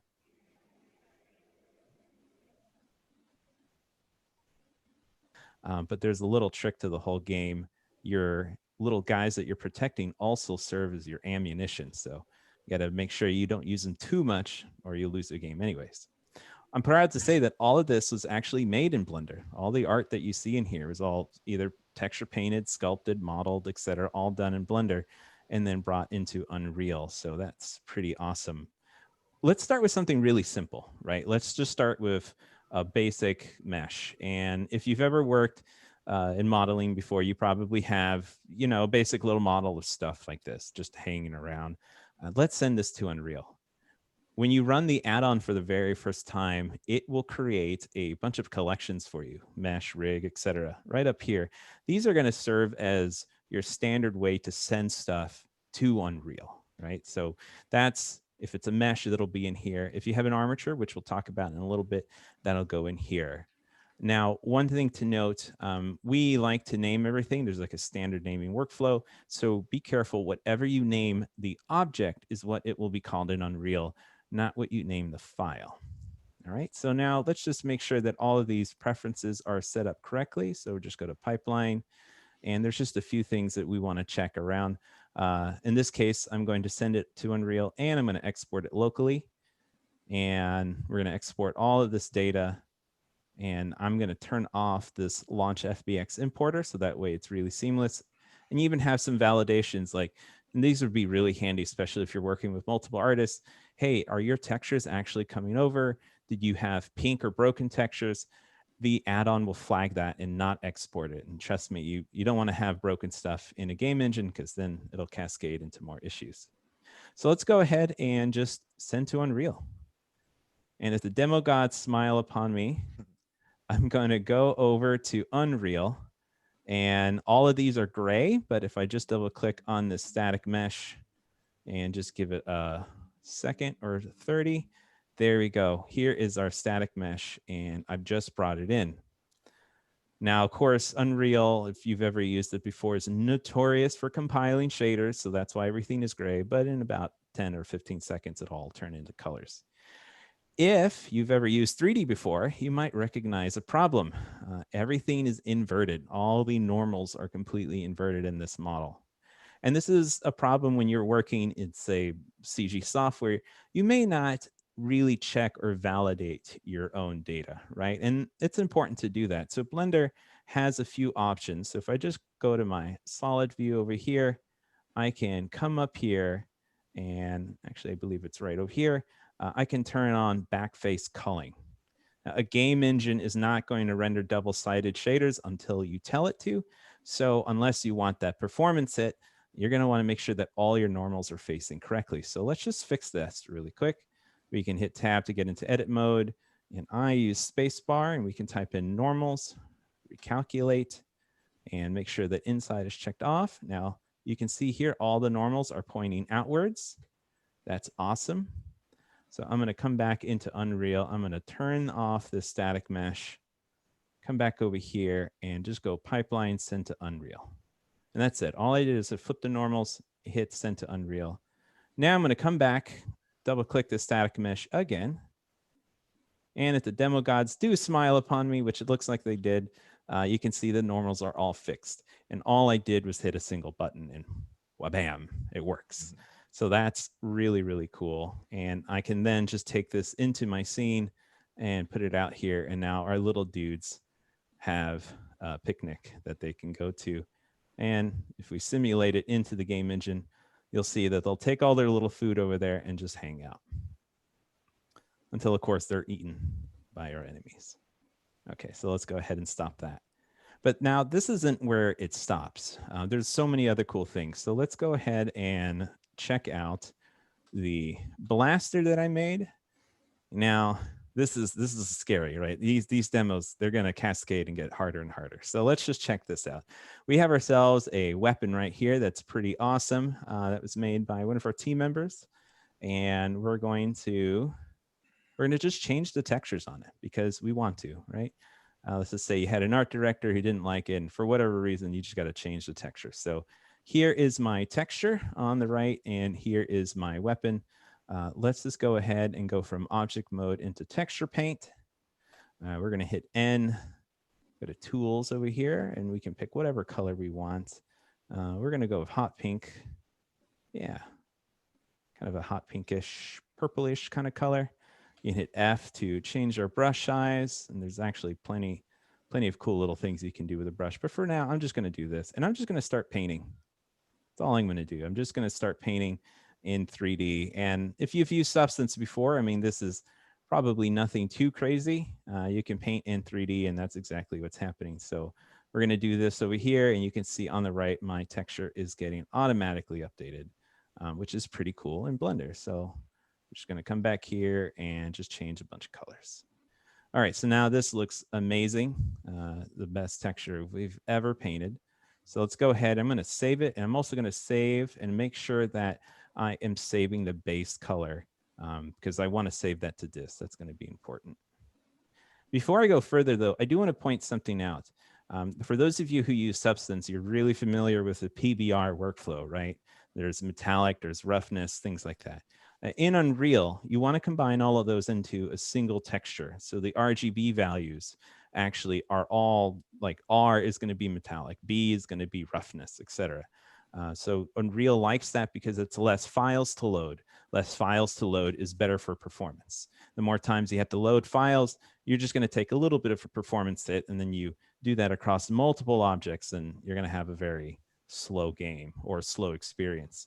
So that's why we combine all of these into one, and thankfully Substance lets you do that, or Armory, or whichever. Over here we use Substance quite a bit. Okay, so that's why this texture looks funny, but let's just go back to our base color. And this looks really awesome. So I'm going to save it. I'm going to make sure that my mesh is in the mesh collection. And then we're going to come over to our pipeline. I want to make sure that it's going to the Blender directory. It looks like it is. In fact, you know what? We'll just add the word starter to the whole thing, just so we know that this is the starter blaster and it doesn't interfere with anything else.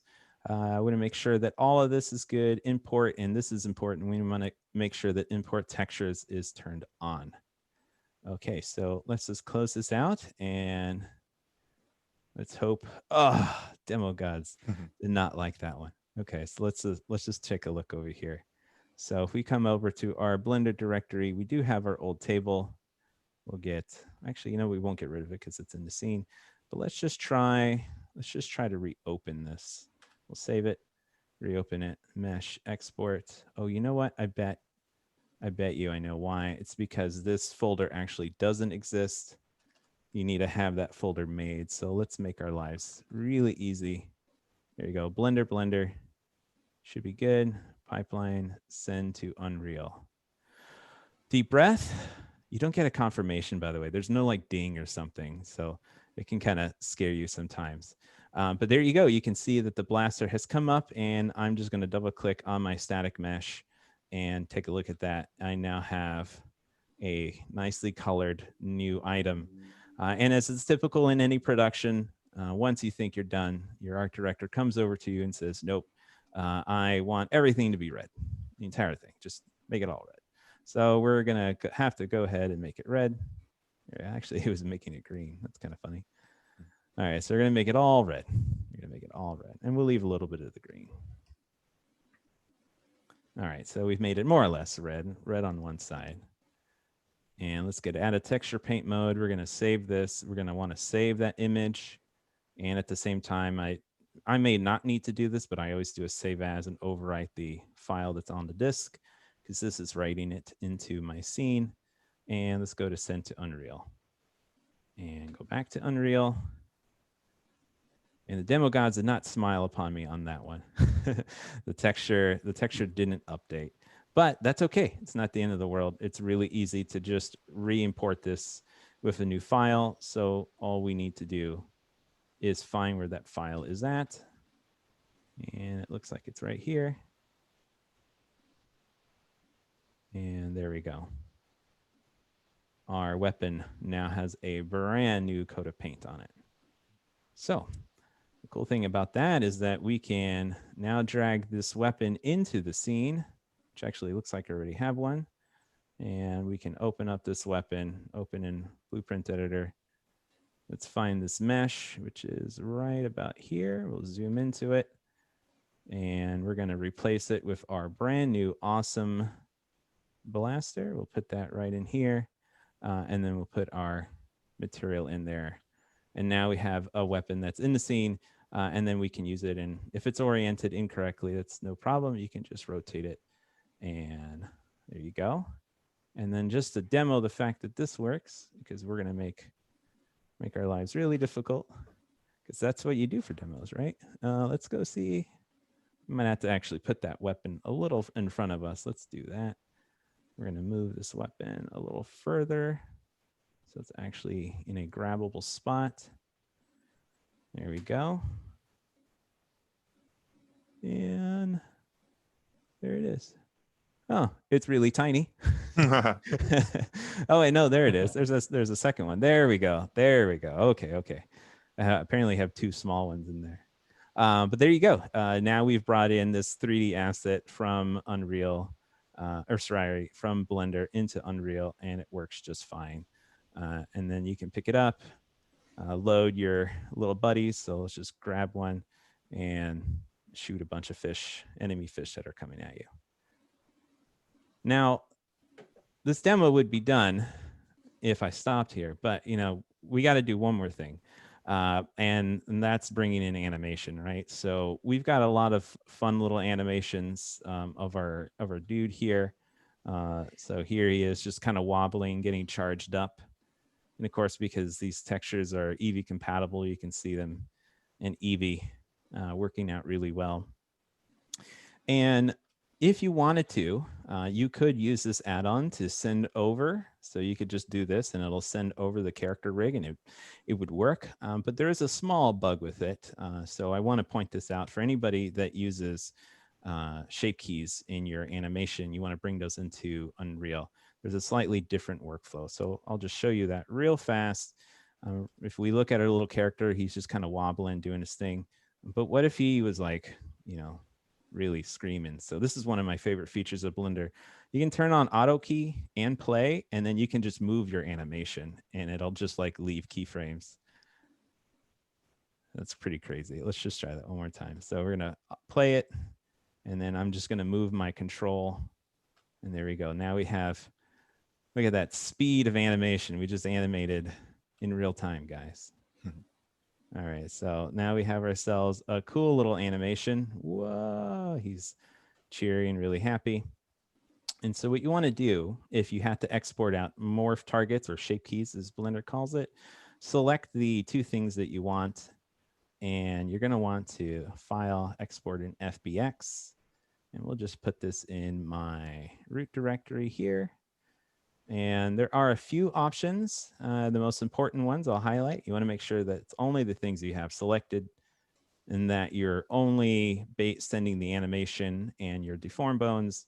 And the biggest of them all, the one that catches everyone who tries to go Blender to Unreal, is make sure that you turn off apply modifiers, because that will ruin your shape keys. So now go ahead and click on export. This will take a minute. And then in Unreal, let's see here. Actually, it looks like we need to open up a new one. There we go. We'll go to F, and we're going to look for our Blobkin 402. 402, that looks like the correct one. And the last thing is, if you thought you were almost done, import morph targets. Make sure that that is checked on. Once that's checked on, Blender and Unreal will talk to each other really well. And if I double click on this skeletal mesh, you can see that he has all of his morph targets on here. And for some reason, the animation didn't export, but that might be, let's see here. Action editor. You know what? That might be because this is always kind of weird. You have to like push down, if anyone has ever used. There we go. Let's try that again. File, export, FBX. Actually, let's just go to graph editor too. Yeah, that's working. So file, export, FBX, LA friendly. There we go. You know what? We're going to turn off NLA strips. I have found that that can be a little buggy sometimes. So we'll do all actions, but we'll turn off NLA strips. And we'll come back into Unreal. We'll get rid of this old blobby.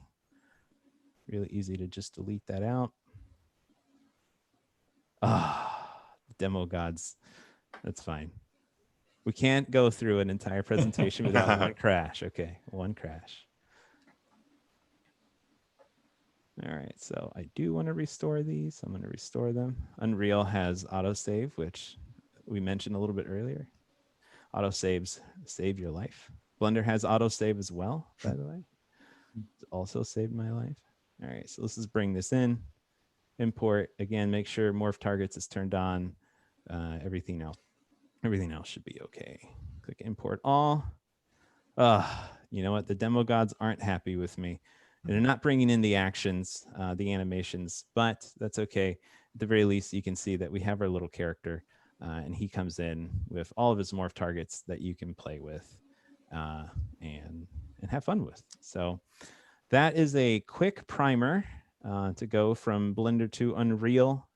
It's awesome. You know, I love it, and it's probably one of the best pieces of software to work together with. Like Blender and Unreal are really fairly compatible, and I'm proud to say that like all of this stuff that we've built into this little engine has all been in Blender. There is, like I said, more tools, like going from Rigify to Unreal and back. So you can export animation from Unreal, even if it's FK or if it's mocap data. Unreal has a really awesome retargeting tool. So you can retarget stuff in Unreal, and you can bring that all into Blender using the tools that our friends at Epic have provided us, UE to Rigify. So again, really highly recommend you check this out. And I would be remiss if I didn't plug our little game too. You can find it at blobkinblaster.com, where we're having a little alpha that you can download and play it and go ahead and shoot a bunch of fish. So if you want to see what this looks like, head over to blobkinblaster.com. If you want to download the tools, it's GitHub Epic Games Blender Tools. But I highly recommend that you go to the Unreal Engine blog and follow the steps on how to make your account and attach it, because if not, you'll get a 404.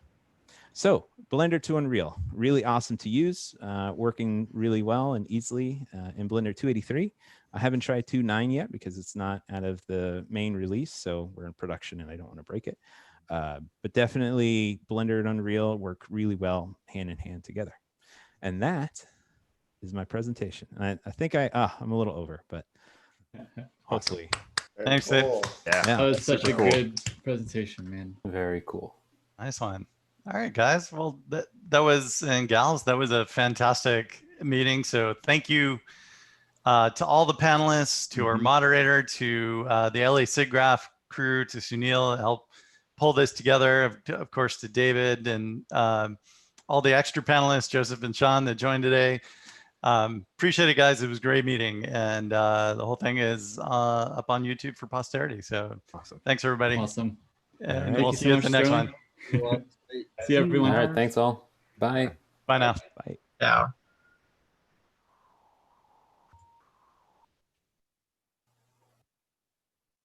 All right.